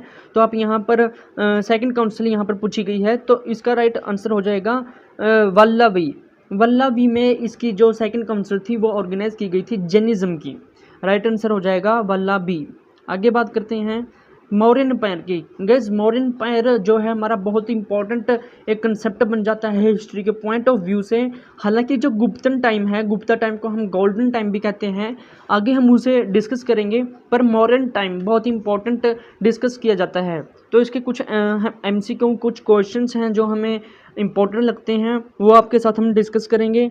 तो फर्स्ट क्वेश्चन है यहाँ पर, who was first ruler of Mauryan empire. Mauryan empire के फर्स्ट रूलर के बारे में पूछा गया है, तो इसका राइट आंसर हो जाएगा चंद्रगुप्त मौर्य।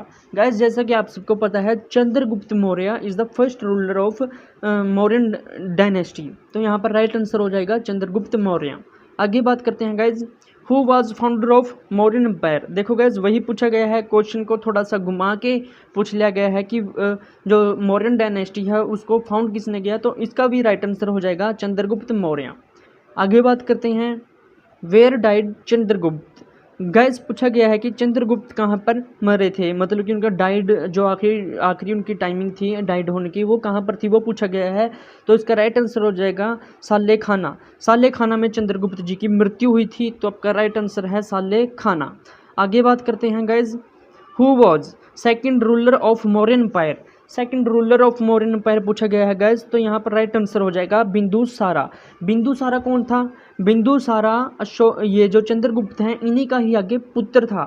चंद्रगुप्त मौर्य का पुत्र था बिंदुसारा, और second ruler of Mauryan empire बनते हैं बिंदुसारा। तो आपका राइट आंसर हो जाएगा बिंदुसारा। आगे बात करते हैं guys, who was son of Chandragupta. देखो गाइज यहाँ पर पूछ लिया गया है, क्वेश्चन को घुमा के पूछता है, लेकिन हम आपके साथ हर तरह का क्वेश्चन यहाँ पर डिस्कस करेंगे ताकि आपका किसी भी तरह का क्वेश्चन ना रह सके। तो यहाँ पर जो सन है चंद्रगुप्त के पुत्र के बारे में पूछा गया है कि वो कौन है, तो आपका राइट आंसर हो जाएगा बिंदुसारा, जैसे कि मैंने आपको बताया है। आगे बात करते हैं, who was fought Kalinga war. Gas यहाँ पर क्वेश्चन पूछा गया है हु वॉज फाउट कलिंगा वार, कलिंगा वार को किसने फाउट किया था, तो यहाँ पर राइट आंसर हो जाएगा अशोका। अशोका के टाइम पे कलिंगा वार हुई थी, तो यहाँ पर आपका राइट आंसर है अशोका। आगे बात करते हैं, व्हेन वाज फाउट कलिंगा वार, कब कलिंगा वार हुई थी, ये पूछा गया है गाइस। तो आपका यहाँ पर राइट आंसर हो जाएगा 261 बीसी। 261 बीसी में आपकी कलिंगा वार हुई थी, तो यहाँ पर आपने राइट आंसर लगाना है 261 बीसी। आगे बात करते हैं, who was the last ruler of Mauryan empire. Last ruler जो मौर्यन अम्पायर थे उनके बारे में पूछा गया है, तो उसका जो राइट आंसर हो जाएगा वो हो जाएगा वृद्धरथ। यहाँ पर डी ऑप्शन आपका राइट आंसर हो जाएगा वृद्धरथ। यहाँ पे हिंदी में कुछ हो और इसकी प्रोनाउंसिएशन बनती है, और इंग्लिश में इन्हें कुछ और थोड़ा सा डिफरेंट कुछ नाम लेके बुलाया जाता है, जैसे यहाँ पर लिखा हुआ है वृद्धदत्ता, और हिंदी में इन्हें वृद्धरथ कहा जाता है। तो आपका राइट आंसर हो जाएगा डी ऑप्शन। और वृद्धरथ का एक कमांडर होता था जिसे हम कहते हैं पुष्यमित्र शुंग। पुष्यमित्र शुंग होता था इनका कमांडर, चीफ कमांडर होता था। वो इनको मार देता है और एक नई डायनेस्टी शुरू करता है, शुंग डायनेस्टी। उसके बारे में हम आगे डिस्कस करेंगे, लेकिन यहाँ पर आपका लास्ट रूलर अगर पूछा जाए मौर्यन एम्पायर का, तो आपका राइट आंसर हो जाएगा वृद्धरथ। आगे बात करते हैं गाइज, पोस्ट मौर्यन पीरियड। ये देखो यहाँ पर मौर्यंस का टाइम खत्म हो जाता है, लास्ट रूलर ऑफ मौर्यंस थे वो मार दिए जाते हैं, उनके कमांडर के द्वारा पुष्यमित्र शुंग के द्वारा मार दिए जाते हैं, और एक नई डायनेस्टी स्टार्ट कर ली जाती है, शुंग डायनेस्टी। यहाँ पर मौर्यन टाइम तो खत्म हो जाता है, लेकिन पोस्ट मौर्यन टाइम यहाँ पर स्टार्ट हो जाता है, उसके बारे में भी हम काफ़ी डिस्कस करेंगे। तो यहाँ पर क्वेश्चन बनता है, यहाँ पर पूछा गया है guys, who was founder of Shunga dynasty. तो यहाँ पर राइट आंसर हो जाएगा पुष्यमित्र शुंग। पुष्यमित्र शुंग थे, जो मैंने आपको जैसा कि बताया ये चीफ कमांडर हुआ करते थे मौर्यन टाइम में, मौर्यन डायनेस्टी के लास्ट रूलर जो कि वृद्धरथ होते थे उनके कमांडर हुआ करते थे पुष्यमित्र शुंग। ये अपने ही राजा को मार देते हैं और आप वहाँ पर से सिंहासन पर राज करते हैं और अपनी एक नई डायनेस्टी स्टार्ट करते हैं जिसको हम नाम देते हैं शुंग डायनेस्टी। तो आपने यहाँ पर फैक्ट याद करना है कि शुंग डायनेस्टी के फाउंडर कौन हैं, यहाँ पर पुष्यमित्र शुंग। आगे बात करते हैं guys, where shifted his capital from Pataliputra by Pushyamitra Shunga. यहाँ पर पूछा गया है गाइज कि पुष्यमित्र शुंग के द्वारा जो कैपिटल थी पाटलिपुत्र वो कहाँ पर शिफ्ट कर ली गई है, तो इसका राइट आंसर हो जाएगा विदिशाहा। विदिशाहा में पुष्यमित्र के द्वारा अपनी कैपिटल शिफ्ट कर ली गई है, जो कि पहले हुआ करती थी पाटलिपुत्र में। तो ये भी पॉइंट आपने याद रखने की कोशिश करनी है। आगे बात करते हैं guys, but was the famous book of Hindu law was compiled during Pushyamitra Shunga. Guys पूछा गया है कि पुष्यमित्र शुंग के टाइम में कौन सी हिंदू फेमस बुक थी, एक लॉ बुक थी जो कि कंपाइल की गई है, तो उसका राइट आंसर हो जाएगा मनुस्मृति। मनुस्मृति एक बुक थी हिंदू लॉ के अकॉर्डिंग, जो कि पुष्यमित्र शुंग के टाइम पर कंपाइल्ड की गई थी। तो आपने ये पॉइंट भी ध्यान में रखना है, मनुस्मृति। आगे बात करते हैं, who was last ruler of Shunga dynasty. Shunga dynasty के लास्ट रूलर के बारे में थोड़ा यहाँ पर पूछा गया है, तो इसका राइट आंसर हो जाएगा Devabhuti. Devabhuti is the last ruler of Shunga dynasty. Guys मैं आपको बता दूं, ये कुछ छोटे छोटे डायनेस्टीज़ हैं, ये इतनी इंपॉर्टेंट नहीं होती, कई बार इनका नेग्लिजिबल इंपॉर्टेंस होती है। वैसे तो कई बार इनसे क्वेश्चन आ जाता है, who was the first ruler and who was the last ruler. ये इतनी इंपॉर्टेंट नहीं होती कि इन्हें डिटेल्ड में स्टडी किया जाए, तो हम उसी बेस पर आपके लिए क्वेश्चंस क्रिएट करके लेके आए हैं। तो उम्मीद करता हूँ आपको ये अच्छा लग रहा होगा। तो आगे बात करते हैं guys, who was killed Devabhuti. ये देखो गैस यहाँ पर पूछा गया है कि देवभूति को किसने मारा, तो यहाँ पर राइट आंसर हो जाएगा वासुदेवा कन्वस ने। वासुदेव कन्वस ने यहाँ पर देवभूति जी को किल्ड किया था, तो राइट आंसर है यहाँ पर वासुदेव कन्वस। आगे बात करते हैं guys, who was founder of Kanva dynasty. तो यहाँ देखो आपने जैसे कि पिछली क्वेश्चन में देखा, जो वासुदेव कन्वस थे वो मार देते हैं किनको, देवभूति जी को, जो होते हैं शुंग डायनेस्टी से, और जो कन्वा डायनेस्टी होती है वो स्टार्ट की जाती है वासुदेव कन्वस जी के द्वारा। तो यहाँ पर राइट आंसर हो जाएगा वासुदेव कन्वस। तो आपने एक पॉइंट ध्यान में रखना है, जो कन्वा डायनेस्टी होती है वो स्टार्ट की जाती है वासुदेवा कन्वस के द्वारा, और किसको मारकर, देवभूति को मारकर, जो कि बिलोंग करते थे शुंग डायनेस्टी से। तो आगे बात करते हैं guys, who was last ruler of Kanva dynasty. देखो मैं आपको जैसे बता रहा हूँ, इनका फर्स्ट रूलर और लास्ट रूलर ही इंपॉर्टेंट होता है, वो भी कई बार अगर पूछ लिया जाता है तो, अदरवाइज इनसे क्वेश्चन नहीं इतने क्रिएट होने के चांसेस होते हैं। लेकिन फिर भी हम आपके लिए हर तरह का जो क्वेश्चन है वो डिस्कस करेंगे। तो यहाँ पर पूछा गया है guys, who was last ruler of Kanva dynasty. यहाँ पर राइट आंसर हो जाएगा B option, Susharman is the last ruler of Kanva dynasty. तो आगे बात करते हैं guys, who was killed Susharman. ये देखो यहाँ पर पूछा गया है कि शूषारमन को आगे किसने मारा। तो यहाँ पर राइट आंसर हो जाएगा आंध्रा किंग सिमुक। आंध्रा किंग सिमुक जी ने मारा शूषारमन को। आगे बात करते हैं, who was founder of Satavahana dynasty. Satavahana dynasty से एक आधा क्वेश्चन कई बार बन जाता है, तो इसका राइट आंसर हो जाएगा सिमुक।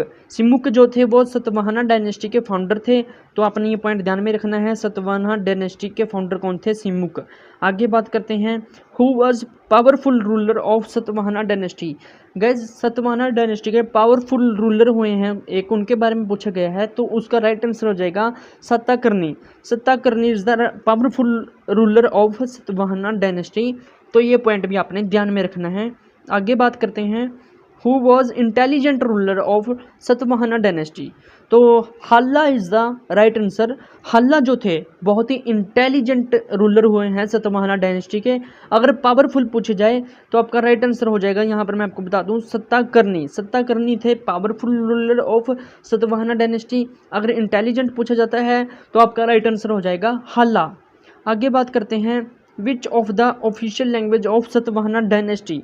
तो प्राकृतिक इज द राइट आंसर। प्राकृतिक is the language of the Satavahana dynasty. ये पॉइंट भी आपने ध्यान में रखना है। आगे हम बात करते हैं गुप्ता डायनेस्टी की।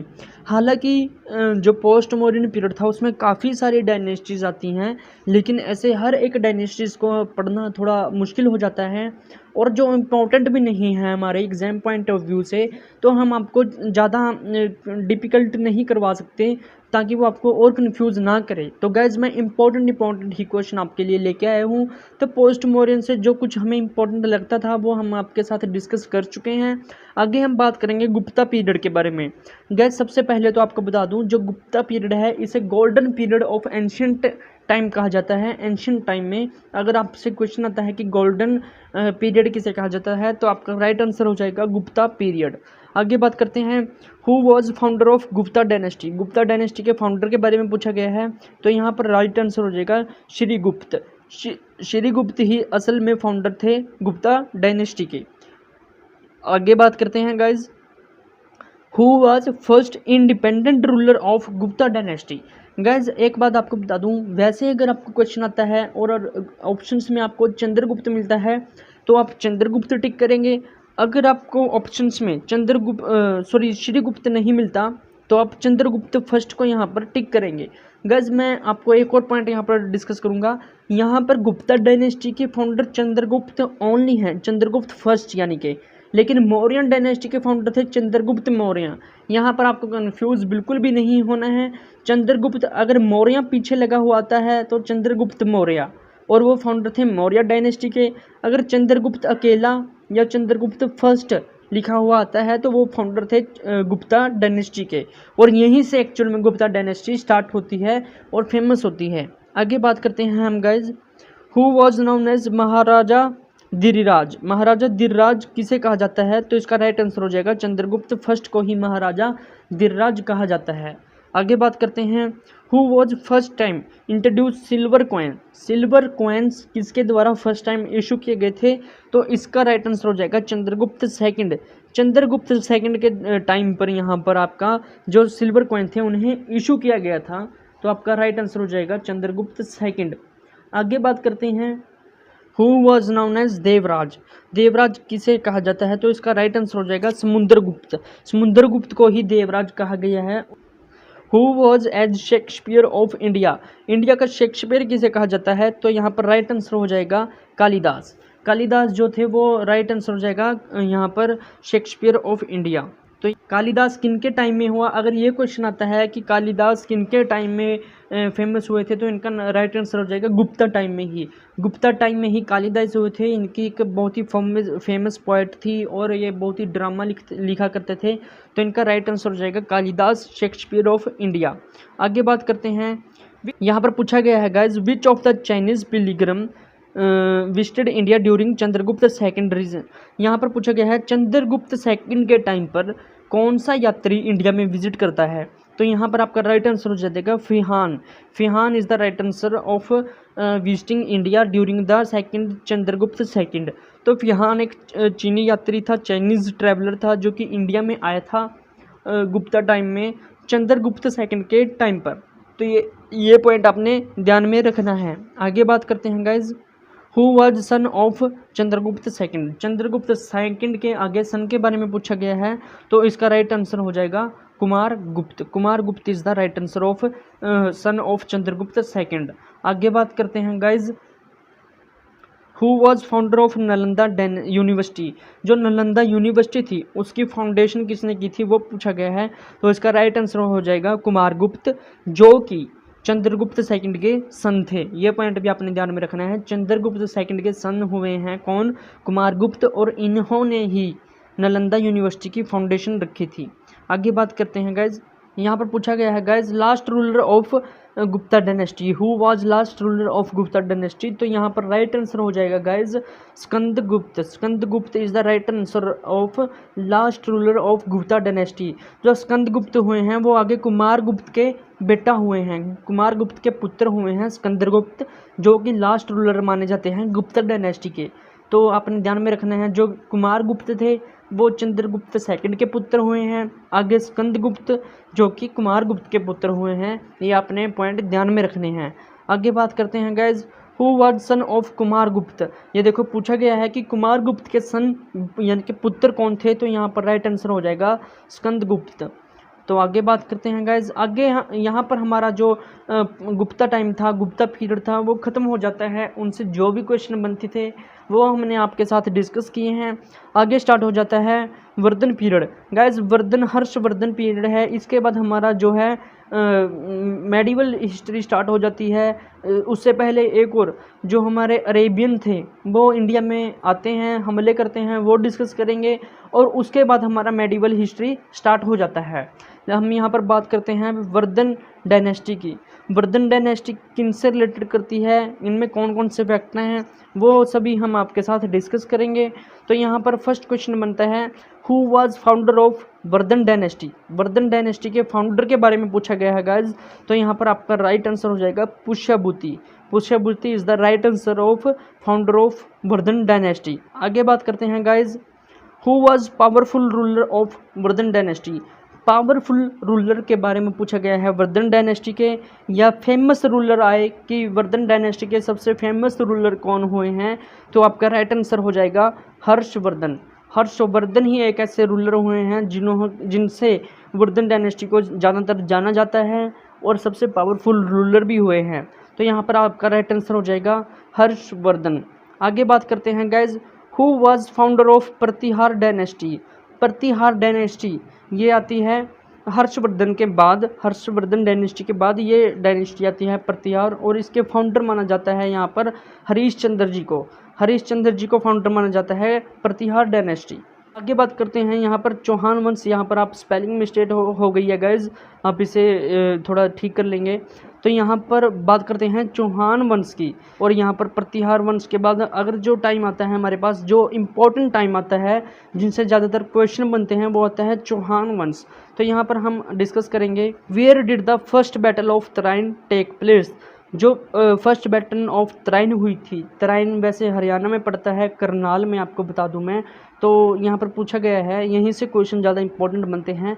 First battle of Tarain take place, कब फर्स्ट बैटल हुई थी तराइन की। तो इसका राइट आंसर हो जाएगा ए ऑप्शन 1191। 1191 में फर्स्ट बैटल ऑफ तराइन हुई थी, और किस किस के बीच में हुई थी वो आगे हम डिस्कस करेंगे।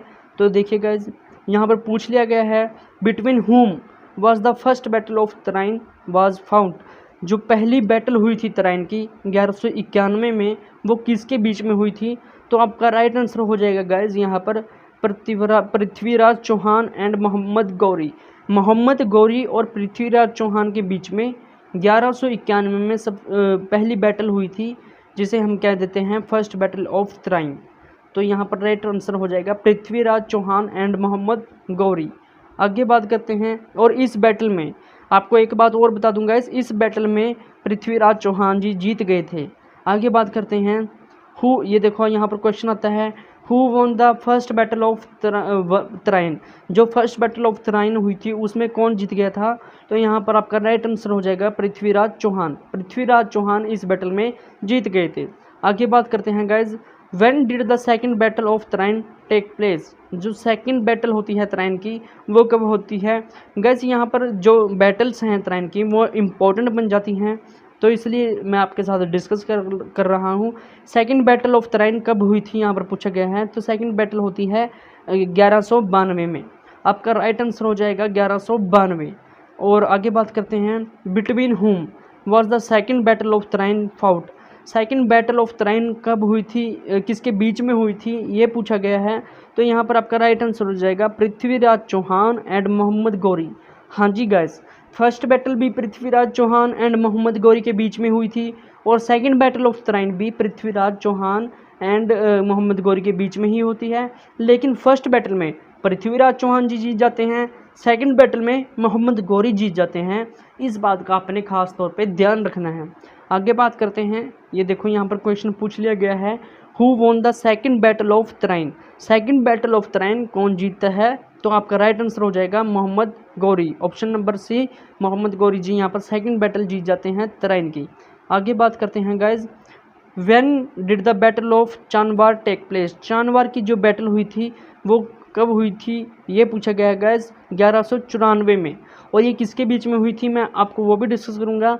यहाँ पर आप ध्यान रखेंगे, जो चानवार की बैटल हुई थी वो कब हुई थी, 1194 में। तो यहाँ पर पूछा गया है guys, between whom was the battle of Chandawar fought. जो चंदवार की बैटल थी वो किसके बीच में हुई थी, ये पूछा गया है। तो यहाँ पर राइट आंसर हो जाएगा B option, Raja Jaichand and Mohammad Ghori के बीच में फर्स्ट जो बैटल हुई थी, बैटल ऑफ चंदवार उसे कहते हैं। तो यहाँ पर आपने ध्यान में रखना है, फर्स्ट बैटल ऑफ तराइन 1191 में पृथ्वीराज चौहान एंड मोहम्मद गौरी के बीच में होती है, जो कि पृथ्वीराज चौहान जीत जाता है। उसके बाद second battle of Tarain Prithviraj Chauhan and Mohammad Ghori के बीच में होती है, जिसे मोहम्मद गौरी जीत जाता है। उसके बाद बैटल ऑफ चंदवार होती है 1194 में, जो कि मोहम्मद गौरी ही जीत जाता है। ये देखो यहाँ पर पूछा गया है guys, who was the won battle of Chandawar. जो बैटल ऑफ चंदवार थी वो कौन जीता, तो यहाँ पर राइट आंसर हो जाएगा Mohammad Ghori. When did happen first Turkish invasion in India. Guys यहाँ पर डेट पूछी गई है कि सबसे पहले टर्किश इंडिया में कब आए थे। तो यहाँ पर राइट आंसर हो जाएगा 997 AD में। 997 AD में सबसे पहली बार टर्किश इंडिया में आए थे। और कौन आए थे गाइज, इसके बारे में हम आगे डिस्कस करते हैं। तो नेक्स्ट क्वेश्चन है गाइज, यहाँ पर देखो, who did first Turkish invasion. यहाँ पर पूछा गया है कि सबसे पहले कौन टर्किश था जो कि इंडिया में आया था। तो इसका राइट आंसर हो जाएगा मोहम्मद गजनवी। मोहम्मद गजनवी फर्स्ट पर्सन था, फर्स्ट टर्किश था जो कि इंडिया में आया था। इनके बारे में हम और जानने की कोशिश करेंगे आगे क्वेश्चनों में। तो यहाँ पर आपके लिए फर्स्ट आंसर है यहाँ पर मोहम्मद गजनवी, जो कि सबसे पहले इंडिया में आया था। आगे बात करते हैं guys, how many time attacked on India by Mohammad Ghaznavi. Guys Mohammad Ghaznavi हमारे इंडिया में कितनी बार अटैक किया है, ये पूछा गया है। तो यहाँ पर आपका राइट आंसर हो जाएगा डी ऑप्शन, 17 टाइम्स, यानी कि 17 टाइम्स मोहम्मद गजनवी ने इंडिया के ऊपर हमला किया है। यह एक क्वेश्चन काफ़ी बार एग्जाम्स में पूछा जा चुका है। मोहम्मद गजनवी के द्वारा इंडिया के ऊपर 17 बार अटैक किया गया है। इसके बारे में हम थोड़ा और जानते हैं। गैस मोहम्मद गजनवी जो था ये इंडिया में लगभग हर साल आ जाता था, और इसका मेन पर्पस जो होता था, इसका मेन पर्पस यहाँ पर आकर यहाँ के लोगों को हराकर, राजाओं को हराकर कब्जा करना नहीं होता था, बल्कि यहाँ से लूटपाट करना इनका मोहम्मद गजनवी का मेन मकसद होता था। ये यहाँ से जो भी इनकम एंड वेल्थ होती थी वो लूटकर अपना साथ में ले जाते थे। यहाँ पर इनका राज नहीं किया करते थे। तो गैस इनका जो मेन पर्पस था वो लूटपाट ही था। तो यहाँ पर क्वेश्चन आता है कि मोहम्मद गजनवी ने कितनी बार अटैक किया इंडिया पर, तो आपका राइट आंसर हो जाएगा 17 टाइम्स। आगे बात करते हैं guys, when did 17 attack on India by Mohammad Ghaznavi. Guys यहाँ पर 17th अटैक जो किया गया है मोहम्मद गजनवी के द्वारा इंडिया के ऊपर वो पूछा गया है। तो इसका राइट आंसर हो जाएगा 1027 AD। 1027 AD में यहाँ पर मोहम्मद गजनवी के द्वारा 17वां अटैक इंडिया के ऊपर किया गया था। गाइज वैसे तो इसके हर एक अटैक ही इम्पोर्टेंट है, कोई भी पूछा जा सकता है, लेकिन हम आपके साथ वो डिस्कस करेंगे जो बहुत ही ज़्यादा इम्पोर्टेंट आज तक एग्ज़ाम के अंदर पूछे गए हैं। तो यहाँ पर फर्स्ट एंड लास्ट एग्ज़ाम से ही पूछे जाते हैं, वो हम आपके साथ डिस्कस कर रहे हैं। तो यहाँ पर पूछा गया है 17th अटैक जो कि उस मोहम्मद गजनवी का लास्ट अटैक था वो इंडिया पर कब किया गया, तो राइट आंसर हो गया 1027 AD। आगे बात करते हैं guys, who did second Turkish invasion. जो सेकंड तर्किश था उनके बारे में पूछा गया है कि वो कौन था, तो राइट आंसर हो जाएगा यहाँ पर guys Mohammad Ghori. Mohammad Ghori is the second Turkish जिसने इंडिया में इन्वेजन किया, और मोहम्मद गजनवी के बाद जो प्रसिद्ध हुए हैं वो हुए हैं मोहम्मद गौरी। तो मोहम्मद गौरी के बारे में भी आगे थोड़ी बातें और डिस्कस करेंगे आगे क्वेश्चनों में। तो आगे चलते हैं, व्हेन डाइड मोहम्मद गौरी। मोहम्मद गौरी कब मरा ये पूछा गया है गाइज। तो इसका राइट आंसर हो जाएगा 1206। 1206 में मोहम्मद गौरी मर जाता है, ये पूछा गया है। आगे बात करते हैं guys, who was the slave of Mohammad Ghori. Guys Mohammad Ghori जो था यहीं से हमारी दिल्ली सल्तनत एक तरह से इस्टेब्लिश होनी शुरू हुई, क्योंकि मोहम्मद गौरी ने दिल्ली के ऊपर कब्जा कर लिया था और यहाँ पर रहने लग गया था। तो जब यहाँ पर रहने लग गया था तो इसका एक स्लेव होता था, गुलाम होता था, जिसे हम कह देते हैं कुतुबुद्दीन ऐबक। इस क्वेश्चन का राइट आंसर भी आपका कुतुबुद्दीन ऐबक हो जाएगा, जो बाद में जाके अपनी गुलाम वंश की स्थापना करते हैं। तो यहाँ पर जब मोहम्मद गौरी है, मोहम्मद गौरी का एक गुलाम हुआ करता था कुतुबुद्दीन ऐबक, वो यहाँ पर कुतुबुद्दीन ऐबक को एज अ कमांडर छोड़ जाता है, और आप अब जो मोहम्मद गौरी है वो वापस चला जाता है अरब में।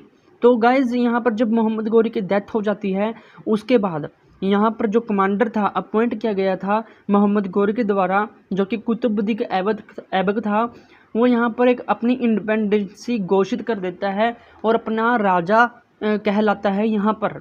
तो गैस जो कुतुबुद्दीन ऐबक है वो यहाँ पर इंडिपेंडेंसी डिक्लेयर कर देता है और अपना एक वंश शुरू करता है जिसका नाम रखता है गुलाम वंश। वहीं से गुलाम वंश की जो है फाउंडेशन होती है। हम गुलाम वंश के बारे में थोड़ा डिटेल में आगे पढ़ेंगे बाय द क्वेश्चंस। तो यहाँ से आपको पता लगता है कि जो मोहम्मद गौरी था उसका स्लेव कौन था, कुतुबुद्दीन ऐबक, जो कि इंडिया में अपॉइंट किया गया था। आगे बात करेंगे, who was the founder of slave dynasty. Guys देखो यहाँ पर पूछ लिया गया है कि स्लेव डायनेस्टी के फाउंडर कौन थे। तो मैंने जैसा कि आपको अभी बताया, यहाँ पर आपका राइट आंसर हो जाएगा option A, Qutubuddin Aibak. Qutubuddin Aibak is the foundation of the slave dynasty, क्योंकि ये जो कुतुबुद्दीन ऐबक थे ये मोहम्मद गौरी के द्वारा इंडिया में एज अ कमांडर अपॉइंट किए गए थे, और मोहम्मद गौरी वापस चले जाते हैं अरब में। देन उनकी जब डेथ हो जाती है तो यहाँ पर इंडिया में कुतुबुद्दीन ऐबक अपनी इंडिपेंडेंसी अलाउ कर देते हैं, अपने आप को राजन घोषित कर देते हैं और एक नया वंश शुरू करते हैं, गुलाम वंश।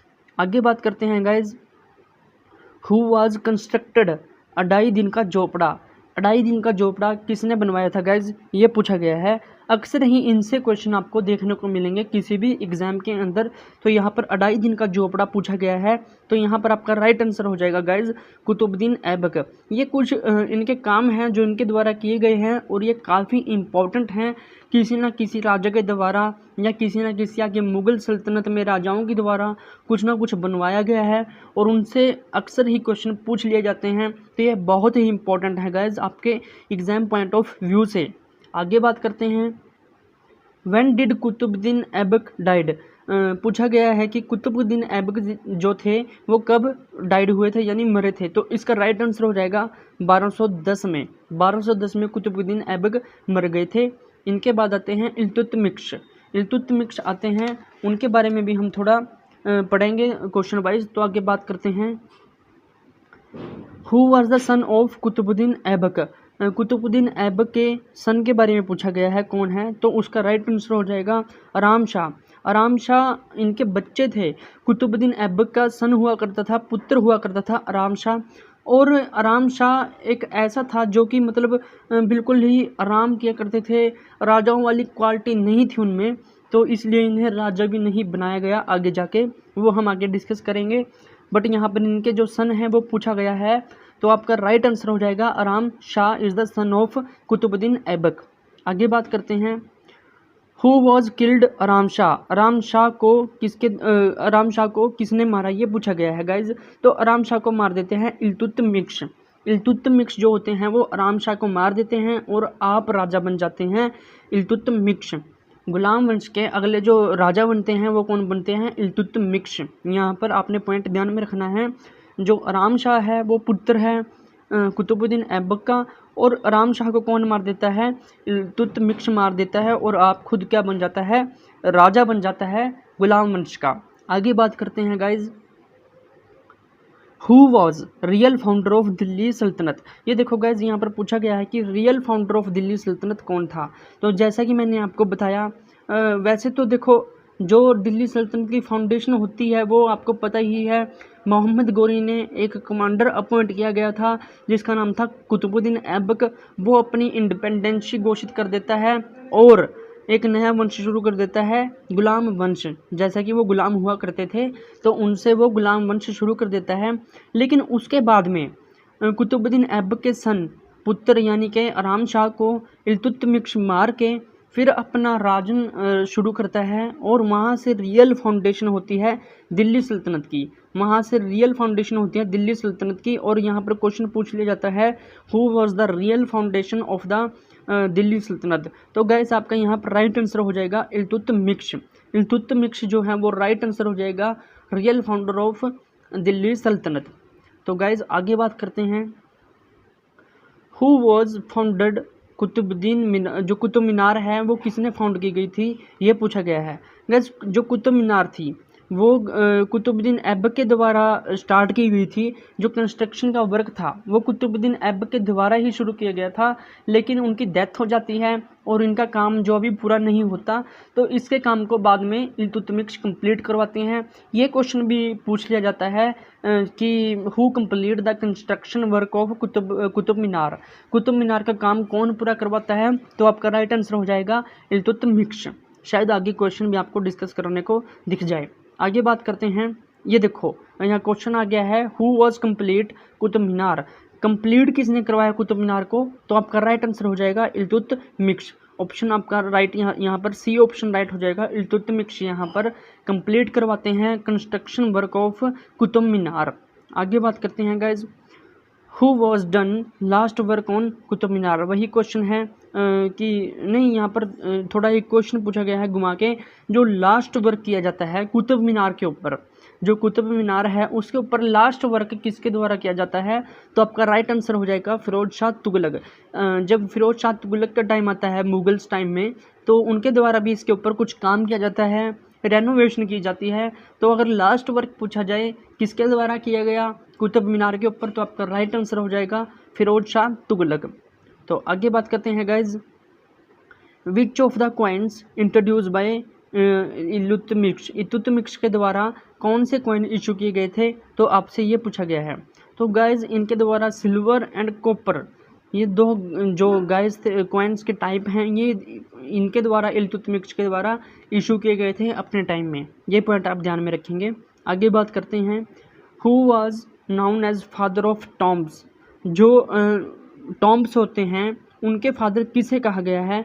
तो उनके फादर भी यहाँ पर इल्तुतमिश को ही कहा गया है।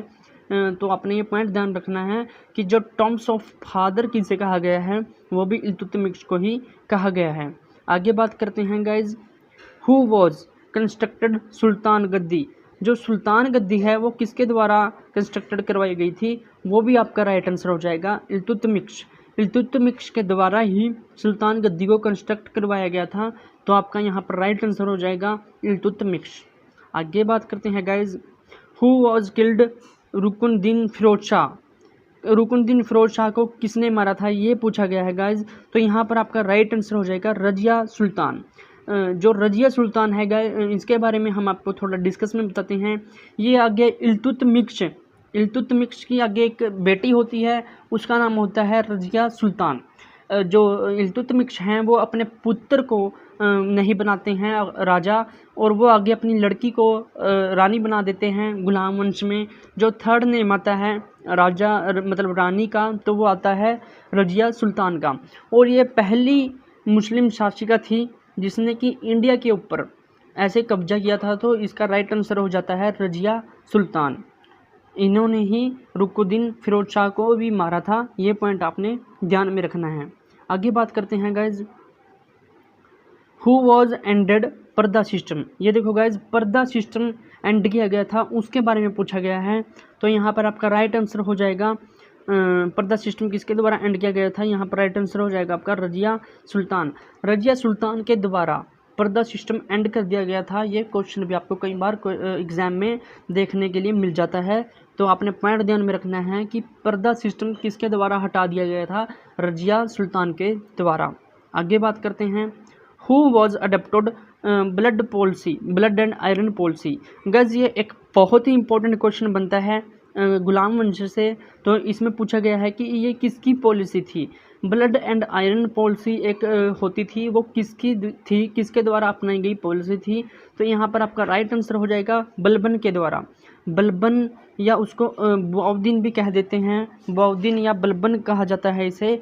इसकी जो पॉलिसी होती थी वो ब्लड एंड आयरन पॉलिसी होती थी। और रजिया सुल्तान के बाद जो आखिरी राजा बनते हैं गुलाम वंश के, वो बनते हैं बलबन। जो फेमस राजा होते हैं वो बलबन ही होते हैं। और इनकी एक पॉलिसी होती है ब्लड एंड आयरन पॉलिसी। बहुत ही क्रूअल टाइप के राजा होते हैं ये। तो आपने पॉइंट ध्यान में रखना है, ब्लड एंड आयरन पॉलिसी किसकी होती है, बलबन की। आगे बात करते हैं guys, who was son of Iltutmish. Iltutmish के सन कौन थे, यहाँ पर पूछा गया है बहराम शाह। देखो गाइज, यहाँ पर राइट आंसर हो जाएगा बहराम शाह। आपको कंफ्यूज नहीं होना है। आराम शाह किसका पुत्र हुआ करता था, कुतुबुद्दीन ऐबक का। और बहराम शाह किसका पुत्र है, इल्तुतमिश का। इसको भी राजा नहीं बनाया गया था। किसको राजा बनाया गया था, इल्तुतमिश की बेटी रजिया सुल्तान को। आगे बात करते हैं guys, who was banned music dance and Hindu festival. किसने बैन लगाया था म्यूजिक पे, डांस पे और हिंदू फेस्टिवल पे। तो इसका राइट आंसर हो जाएगा गयासुद्दीन बलबन। वही मैंने आपको बताया कि बलबन बहुत ही क्रूअल टाइप का राजा था। ये मुस्लिम अपनी क्रूएलिटी को ज़्यादा मानते थे। तो इन्होंने हिंदू म्यूज़िक, हिंदू फेस्टिवल और डांस पे क्या लगा दिया था, बैन लगा दिया था। तो इसका राइट आंसर हो जाएगा गयासुद्दीन बलबन। तो आगे बात करते हैं guys, which of the Balban started festival. जो बलबन स्टार्टेड फेस्टिवल था उस वो किसने चालू किया था। तो यहाँ पर पूछा गया है नवरोज के द्वारा ये बलबन स्टार्टेड फेस्टिवल को शुरू किया गया था। आगे बात करते हैं guys, what was the started theory of kingship. Who was the started theory of kingship. Kingship की थ्योरी किसने स्टार्ट की गई थी, ये पूछा गया है गाइज। तो इसका भी राइट आंसर हो जाएगा बलबन। बलबन के द्वारा ही ये थ्योरी स्टार्ट की गई थी, थ्योरी ऑफ किंगशिप। इस पॉइंट को आपने ध्यान में रखना है। आगे बात करते हैं guys, who was founder of Khilji dynasty. ये देखो, अब खिलजी डायनेस्टी यानी कि सेकंड डायनेस्टी जो हमारी दिल्ली सल्तनत में आती है, गुलाम वंश के बाद खिलजी डायनेस्टी, खिलजी वंश आता है और उसके फाउंडर पूछे गए हैं। तो इसका राइट आंसर हो जाएगा जलालुद्दीन खिलजी। जलालुद्दीन खिलजी के द्वारा खिलजी डायनेस्टी की फाउंडेशन की गई थी। और ये दूसरा वंश है गुलाम वंश के बाद। इस वंश की बारी आती है खिलजी वंश की। और खिलजी वंश किसने फाउंडेशन की थी, जलालुद्दीन खिलजी ने। आपका राइट आंसर हो जाएगा जलालुद्दीन खिलजी। आगे बात करते हैं guys, who was killed Jalaluddin Khilji. Jalaluddin Khilji को किसने मारा था, यहाँ पर वो पूछा गया है। तो इसका राइट आंसर हो जाएगा गाइज अलाउद्दीन खिलजी। अलाउद्दीन खिलजी के द्वारा जलालुद्दीन खिलजी को मार दिया गया था और अपना जो शासन है वो कायम कर लिया गया था अलाउद्दीन खिलजी के द्वारा। तो आपका राइट आंसर हो जाएगा अलाउद्दीन खिलजी। ये आगे सेकंड रूलर बनते हैं खिलजी डायनेस्टी के। आगे बात करते हैं, who was become ruler after Jalaluddin Khilji. ये देखो पूछा गया है गाइज, जलालुद्दीन खिलजी के बाद कौन सा जो रूलर है वो बनता है यहाँ पर खिलजी डायनेस्टी का। तो मैंने आपको जैसे कि बताया कि अलाउद्दीन खिलजी जो हैं वो अगले राजा बन जाते हैं जलालुद्दीन खिलजी के बाद, उनको मारकर आप राजा बन जाते हैं अलाउद्दीन खिलजी। आगे बात करते हैं, who was the father in law of Alauddin Khilji. Father in law यानी उनकी घरवाली का पिता कौन था वो पूछा गया है अलाउद्दीन खिलजी का। तो इसका राइट आंसर हो जाएगा जलालुद्दीन खिलजी। गाइज आप समझ पा रहे होंगे, जो जलालुद्दीन खिलजी थे जिन्होंने फाउंडेशन की थी खिलजी डायनेस्टी के, वो फादर ऑफ लॉ हुआ करते थे अलाउद्दीन खिलजी को, लेकिन अलाउद्दीन खिलजी ने उनको मारकर, जलालुद्दीन खिलजी को मारकर अपना शासन कायम किया था अलाउद्दीन खिलजी ने। तो आपने पॉइंट ध्यान में रखने हैं। तो आगे बात करते हैं guys, who was the childhood name of Alauddin Khilji. Alauddin Khilji का बचपन का जो नाम है वो पूछा गया है। तो यहाँ पर राइट आंसर हो जाएगा Ali Gurshan. Ali Gurshan is the childhood name of the Alauddin Khilji. आगे बात करते हैं guys, who was gifted Kohinoor to Alauddin Khilji. Alauddin Khilji को कोहिनूर किसने गिफ्ट किया गया था। तो आपका राइट आंसर हो जाएगा मलिक कफूर। मलिक कफूर के द्वारा ये जो कोहिनूर है वो दिया गया था किसको, अलाउद्दीन खिलजी को। गाइज अलाउद्दीन ये जो कोहिनूर है पहली बार लेके आया था डेक्कन से। यहाँ पहली बार जो कोहिनूर का हीरा था वो आया था डेक्कन से अलाउद्दीन खिलजी के पास। आगे बात करते हैं, हु वॉज इम्पोज टैक्स खुस्म एंड जजिया। ये जजिया एंड खुस्म टैक्स जो है ये किसके द्वारा इम्पोज किया गया था ये पूछा गया है गाइज। तो यहाँ पर राइट आंसर हो जाएगा अलाउद्दीन खिलजी। अलाउद्दीन खिलजी के द्वारा ही ये जो जजिया एंड खुम्स टैक्स है वो इम्पोज किया गया था लोगों के ऊपर। तो आपका राइट आंसर हो जाएगा अलाउद्दीन खिलजी। आगे बात करते हैं guys, who was killed Khusro Khan. Khusro Khan को किसने मारा था ये पूछा गया है गाइज। तो यहाँ पर आपका राइट आंसर हो जाएगा गाजी मलिक। गाजी मलिक के द्वारा खुसरो खान को मार दिया गया था। आगे बात करते हैं guys, who was the last ruler of Khilji dynasty. Khilji dynasty के लास्ट रूलर के बारे में पूछा गया है। तो यहाँ पर आपका राइट आंसर हो जाएगा खुसरो खान। खुसरो खान जो थे वो थर्ड रूलर होते हैं, लास्ट रूलर होते हैं खिलजी डायनेस्टी के। तो इसके बारे में भी आपने पॉइंट में ध्यान रखना है। आगे बात करते हैं guys, who was foundation of Tughlaq dynasty. आगे तुगलक डायनेस्टी की जो टर्न आती है, पहले आया हमारा गुलाम वंश, उसके बाद आता है खिलजी वंश, देन आता है तुगलक वंश। अब तुगलक वंश से जितने क्वेश्चन बनते हैं गाइज वो हम आपके साथ डिस्कस करेंगे। तो यहाँ पर पहला क्वेश्चन तुगलक वंश से पूछा गया है कि फाउंडर कौन थे तुगलक वंश के। तो यहाँ पर आपका राइट आंसर हो जाएगा Ghiyasuddin Tughlaq. Ghiyasuddin is the right answer for the foundation of Tughlaq dynasty. Ghiyasuddin Tughlaq is the right answer. आगे बात करते हैं guys, what was the original name of Ghiyasuddin Tughlaq. Ghiyasuddin Tughlaq के ओरिजिनल नाम के बारे में पूछा गया है। तो गाइज यहाँ पर गाजी मलिक, गाजी मलिक इसका जो ओरिजिनल नाम था गयासुद्दीन तुगलक का। तो गाइज आगे बात करते हैं, who was firstly introduce well and tunnel. Well and यानी कि कुएं और जो गुफाएं होती हैं वो किनके द्वारा सबसे पहले इंट्रोड्यूस की गई थी वो पूछा गया है गाइज। तो यहाँ पर आपका राइट आंसर हो जाएगा गयासुद्दीन तुगलक। गयासुद्दीन तुगलक के द्वारा ही जो सबसे पहले कुएं और टनल्स के इंट्रोड्यूस की गई थी। तो आपका राइट आंसर हो जाएगा गयासुद्दीन तुगलक। आगे बात करते हैं guys, who was son of Ghiyasuddin Tughlaq. Ghiyasuddin Tughlaq के सन के बारे में पूछा गया है। तो इसका राइट आंसर हो जाएगा Mohammad bin Tughlaq. Mohammad bin Tughlaq is the son of Ghiyasuddin Tughlaq.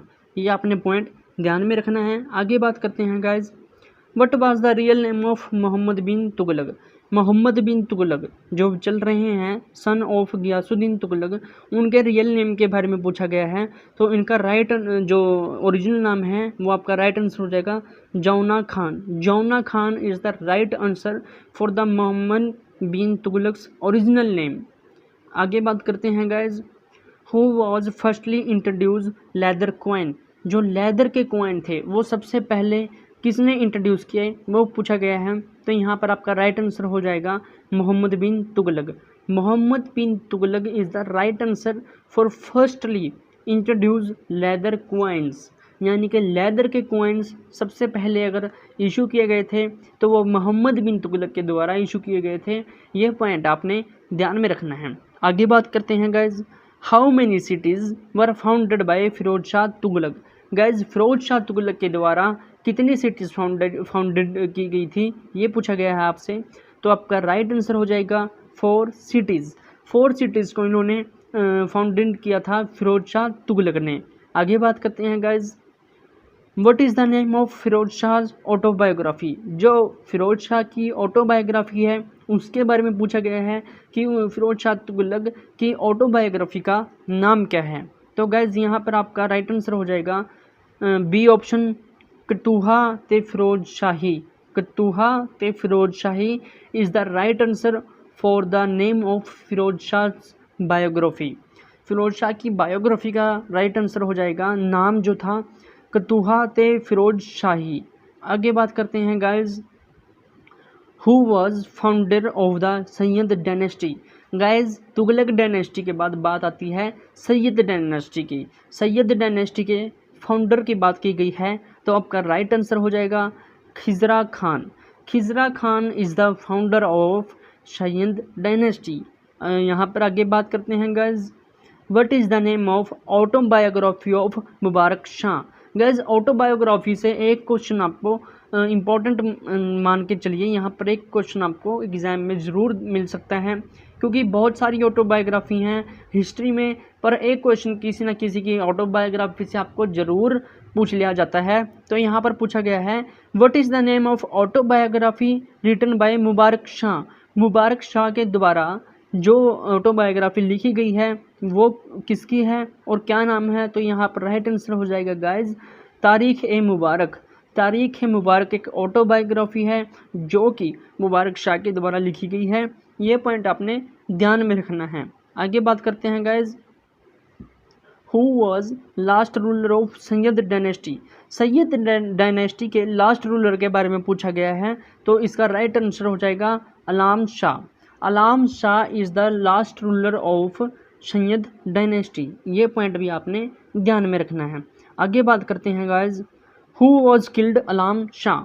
अलाम शाह को किसने मारा था, ये पूछा गया है गाइज। तो इसका राइट आंसर हो जाएगा बहलोल लोदी। बहलोल लोदी के द्वारा जो किल्ड अलाम शाह हैं उनको मार दिया गया था। ये आपका राइट आंसर हो जाएगा। और यहीं से लोदी डायनेस्टी की फाउंडेशन होती है। लोदी डायनेस्टी के बारे में आगे बात करेंगे। Who was foundation of Lodi dynasty.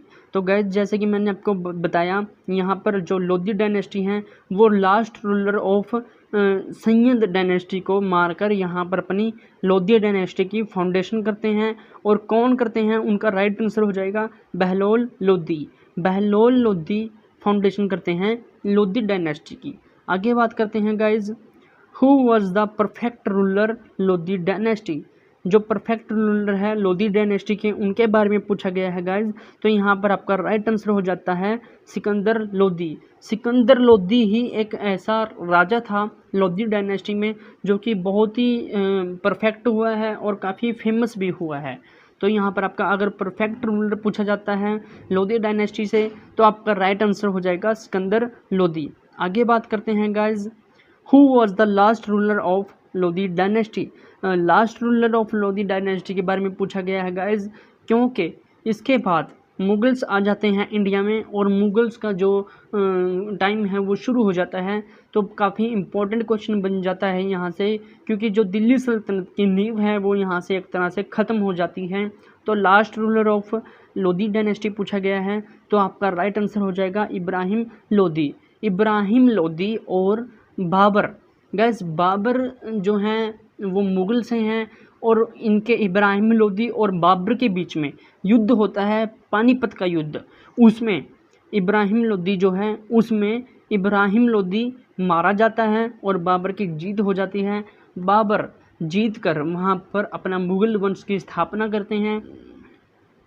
आगे स्टेप बाय स्टेप बाबर से मुगल्स आगे चलते रहते हैं, मुगल का टाइम चलता रहता है और यहाँ पर जो हमारी दिल्ली सल्तनत की नींव है वो ख़त्म हो जाती हैं और यहीं पर पानीपत का पहला युद्ध होता है इब्राहिम लोदी एंड बाबर के बीच में। यह काफ़ी इंपॉर्टेंट पॉइंट है गाइस जो कि आपने ध्यान में रखना है। आगे बात करते हैं बिटवीन होम, ये देखो गाइस पूछ लिया गया है बैटल से रिलेटेड, क्योंकि बहुत ही इंपॉर्टेंट क्वेश्चन बनते हैं बैटल से, तो आपसे पूछा गया है between whom was the battle of Panipat fought. जो पानीपत की बैटल थी वो किसके किसके बीच में हुई थी, तो यहाँ पर आपका राइट आंसर हो जाएगा guys Babur and Ibrahim Lodi. Babur and Ibrahim Lodi के बीच में पानीपत का युद्ध होता है जिसे कि कहा जाता है पहला युद्ध ऑफ पानीपत। तो ये पॉइंट आपने ध्यान में रखना है। आगे बात करते हैं guys who was the last ruler of Delhi सल्तनत। देखो गाइज यहाँ पर क्वेश्चन को घुमा दिया गया है, आंसर आपका सेम ही होगा। लास्ट रूलर ऑफ दिल्ली सल्तनत पूछा गया है तो यहाँ पर आपका राइट आंसर हो जाता है इब्राहिम लोदी। इब्राहिम लोदी ही दिल्ली सल्तनत का आखिरी राजा हुआ है। इसके बाद बाबर ने इसको हराया और मुग़लों का टाइम शुरू हो जाता है। आगे बात करते हैं गाइज मुग़ल पीरियड की। मुग़ल पीरियड के बारे में थोड़ा जानने की कोशिश करेंगे। Who was the founder of Mughal empire. Mughal empire किसके द्वारा इस्टेब्लिश किया जाता है वो पूछा गया है गाइज। तो जैसा कि मैंने आपको बताया जो इब्राहिम लोदी थे, इब्राहिम लोदी को बाबर मार देता है पानीपत के पहले युद्ध में और अपना जो मुग़लों का राज है वो स्टार्ट कर देता है। तो यहाँ पर फाउंडर कौन हुए मुग़ल डायनेस्टी के, वो हुए बाबर। तो आपका राइट आंसर हो जाएगा बाबर। आगे बात करते हैं guys between whom the battle of Khanwa fought. जो खानवा की लड़ाई थी वो किसके बीच हुई है ये पूछा गया है गाइज आपसे। तो आपका यहाँ पर राइट आंसर हो जाएगा बाबर एंड राणा संगा। राणा संगा एंड बाबर के बीच में खानवा का युद्ध होता है, ये भी आपने ध्यान में रखना है। आगे बात करते हैं guys who won the battle of Khanwa. जो बैटल ऑफ खानवा हुई थी वो कौन जीत गया, इसके बारे में पूछा गया है गाइज। तो यहाँ पर भी बाबर ही जीत जाता है बैटल ऑफ खानवा। ये आपने पॉइंट ध्यान में रखने हैं। और मैं आपको कुछ पॉइंट डिस्कस कर देता हूँ। जब पानीपत का पहला युद्ध हुआ था, जो कि पानीपत में हुआ था पहला युद्ध बाबर और इब्राहिम लोदी के बीच में, जिसमें इब्राहिम लोदी मारा गया था और बाबर जीत गया था।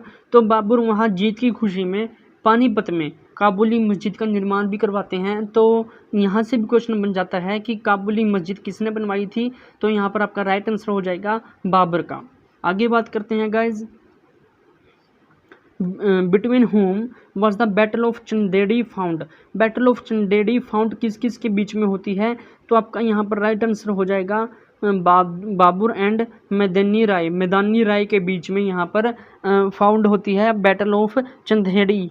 तो ये पॉइंट आपने ध्यान में रखना है। चंदेड़ी की जो युद्ध होता है वो किस किस के बीच में होता है, बाबर एंड मैदानी राय के बीच में ये युद्ध होता है, युद्ध ऑफ चंदेड़ी। आगे बात करते हैं कि ये जो चंदेड़ी का युद्ध हुआ था ये कौन जीतता था, इसके बारे में राइट आंसर हो जाएगा बाबर। गाइज चाहे वो खानवा की लड़ाई हो, चाहे वो चंदेड़ी की लड़ाई हो, चाहे पानीपत का पहला युद्ध हो, वो कौन जीता था, बाबर ही जीता था। ये पॉइंट आपने ध्यान में रखना है।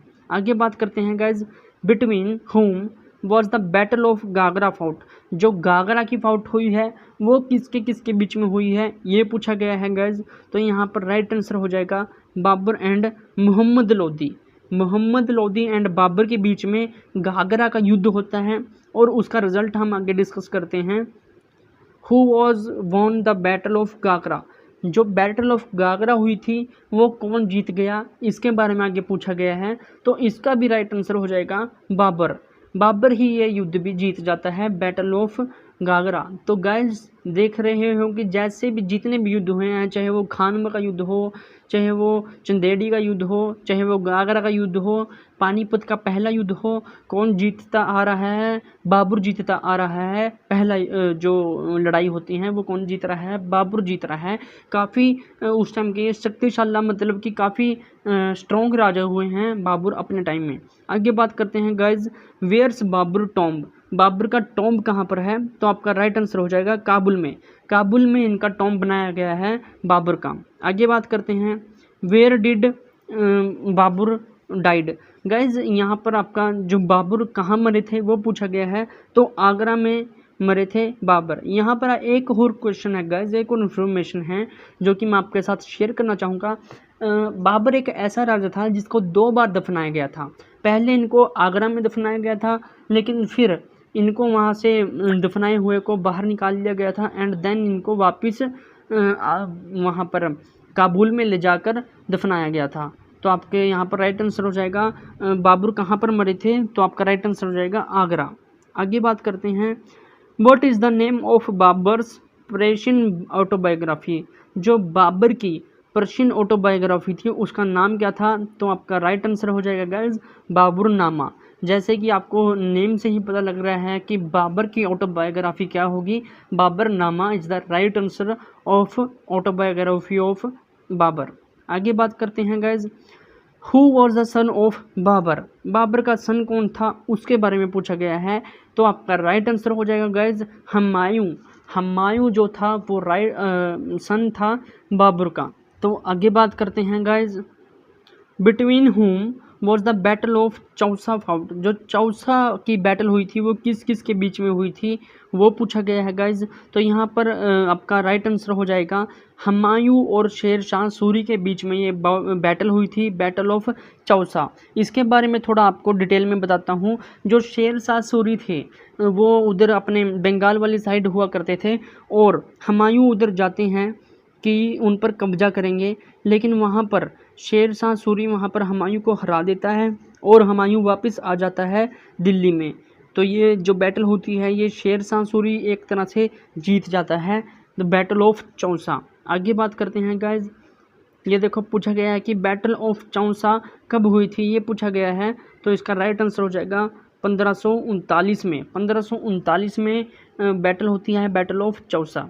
आगे बात करते हैं, who won the battle of Chausa. ये देखो पूछा गया है कि जो बैटल ऑफ चौसा थी वो कौन जीत जाता है, तो यहाँ पर आपका राइट आंसर हो जाएगा शेर शाह सूरी। शेर शाह सूरी उस बैटल को जीत जाते हैं, बैटल ऑफ चौसा को, और वहाँ से हुमायूं भागकर वापस कहाँ पर आ जाता है, दिल्ली में आ जाता है।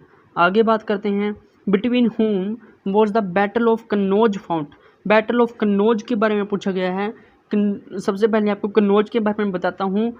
ये राजधानी हुआ करती थी वर्धन वंश के, जो कि हर्षवर्धन वंश हुआ है हरियाणा में। यहाँ पर कुरुक्षेत्र साइड हुआ करता था, थानेसर साइड उनकी कैपिटल हुआ करती थी कन्नौज। उसके बारे में पूछा गया है कि कन्नौज की जो बैटल होती है वो किसके बीच में होती है, तो आपका राइट आंसर हो जाएगा हुमायूं एंड शेर शाह सूरी के बीच में। यहाँ पर दोबारा से एक बैटल होती है, किसके बीच, हुमायूं के और शेर शाह सूरी के बीच में ये बैटल होती है, बैटल ऑफ कन्नौज।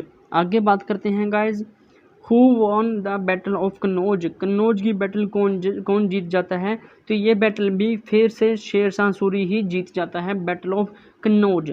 आगे बात करते हैं guys, where was died Humayun. Humayun कहाँ पर मरा था, तो आपका राइट आंसर हो जाएगा दिल्ली। गाइज इसके बारे में मैं आपको थोड़ा बताता हूँ। जब शेर शाह सूरी ने सेकंड बार इनके ऊपर हमला किया हुमायूं के ऊपर, तो ये क्या करते हैं, दिल्ली को छोड़कर भाग जाते हैं, कहाँ पर, राजस्थान में पहुंच जाते हैं, अमरकोट में। राजस्थान के अमरकोट में पहुंच जाते हैं। वहीं इनकी शादी होती है हुमायूं की हमीदा बानो से इनकी शादी होती है हुमायूं की, और इनके एक बेटा होता है अकबर। तो यहाँ पर आपने एक पॉइंट ध्यान में रखना है, जो अकबर होता है वो बेटा होता है हुमायूं का, तो उसको आगे हम डिस्कस करेंगे। तो बाद में क्या करते हैं, अकबर वापस लड़ते हैं इनसे, शेर शाह सूरी की आगे वंश चला रहे होते हैं हेमू। शेर शाह सूरी तो इधर मर लिए होते हैं, इनकी वंशज को चला रहे होते हैं हेमू। तो गाइज क्या होता है, इधर हुमायूं वापस आता है और हेमू को हरा देता है और दिल्ली पर कब्जा कर लेता है। उस टाइम में जो शेर शाह सूरी की वंशज थी वो काफ़ी कमज़ोर पड़ गई थी, तो हुमायूं इस चीज़ का फ़ायदा उठाता है और दिल्ली पर वापस कब्जा कर लेता है। हाँ जी गाइस, तो 1556 में क्या होता है, दिल्ली के लाल किले में एक लाइब्रेरी होती है, जहाँ पर से हुमायूं उतर रहे होते हैं, लाइब्रेरी की सीढ़ियों से उतर रहे होते हैं, जहाँ से गिर के उनकी मृत्यु हो जाती है। और वहीं पर इनकी दिल्ली में इसलिए कहा जाता है कि मृत्यु होती है हुमायूं की। तो आपको स्टोरी शायद समझ में आई होगी कि पहले जो लड़ाई होती है शेरशाह सूरी और हुमायूं के बीच में, वो होती है बैटल ऑफ चौसा। वहाँ पर शेरशाह सूरी जीत जाता है। फिर दोबारा से बैटल होती है शेरशाह सूरी और हुमायूं के बीच में, बैटल ऑफ कन्नौज। वहाँ से भी शेरशाह सूरी जीत जाता है, लेकिन वहाँ से फिर जो हुमायूं था वो वहाँ से अपना दिल्ली सल्तनत को छोड़कर चले जाते हैं राजस्थान में, अमरकोट में चले जाते हैं, वहाँ पर रहते हैं और वहीं पर इनकी शादी होती है। वहीं पर इनके एक बेटा होता है जिसका नाम पड़ता है अकबर। तो बाद में जब दिल्ली वंशज, दिल्ली सल्तनत में जो शेरशाह सूरी की वंशज थी वो थोड़ी कमज़ोर पड़ती है, तो हुमायूं वापस आता है और दिल्ली पर अपना कब्जा कर लेता है। तो गाइज ये स्टोरी थी हुमायूं की और शेरशाह सूरी की। आगे बात करते हैं, what was the name of Humayun's autobiography. Humayun की ऑटोबायोग्राफी के बारे में पूछा गया है, तो इसका राइट आंसर हो जाएगा हुमायूं नामा। तो गैस जैसे कि नाम से क्लियर हो रहा है, हुमायूं नामा is the biography of Humayun की ऑटोबायोग्राफी थी इसके बारे में। तो आगे बात करते हैं guys, who built the fort of दीन पनाही। दीन पनाही का किला किसने बनवाया था, तो वो पूछा गया है गैस। यहाँ पर आपका राइट आंसर हो जाएगा हुमायूं। हुमायूं ने ही दीन पनाही का जो किला था वो बनवाया था। राइट आंसर हो जाएगा Humayun. Where did Humayun's tomb, Humayun का टॉम्ब कहाँ पर है, ये पूछा गया है गाइज। तो जैसा कि मैंने आपको बताया था, हुमायूं दिल्ली के लाल किले में एक लाइब्रेरी की सीढ़ियों से उतर रहे होते हैं, वहाँ से गिरकर इनकी मौत हो जाती है, तो वहीं पर इनका एक टॉम्ब बनाया जाता है। तो आपका राइट आंसर हो जाएगा गाइज यहाँ पर न्यू दिल्ली। तो गाइज यहाँ पर हमारी ancient plus medieval history complete हो जाती है। उम्मीद करता हूँ आपको काफ़ी नॉलेज मिली होगी और काफ़ी कंसेप्ट आपको नए सीखने को मिले होंगे। आप इसी तरह की और सीरीज़ को फॉलो करने के लिए हमारे चैनल के साथ बने रहें। हमारे चैनल को सब्सक्राइब करें और बेल आइकन को प्रेस करें। Thank you guys, thank you so much.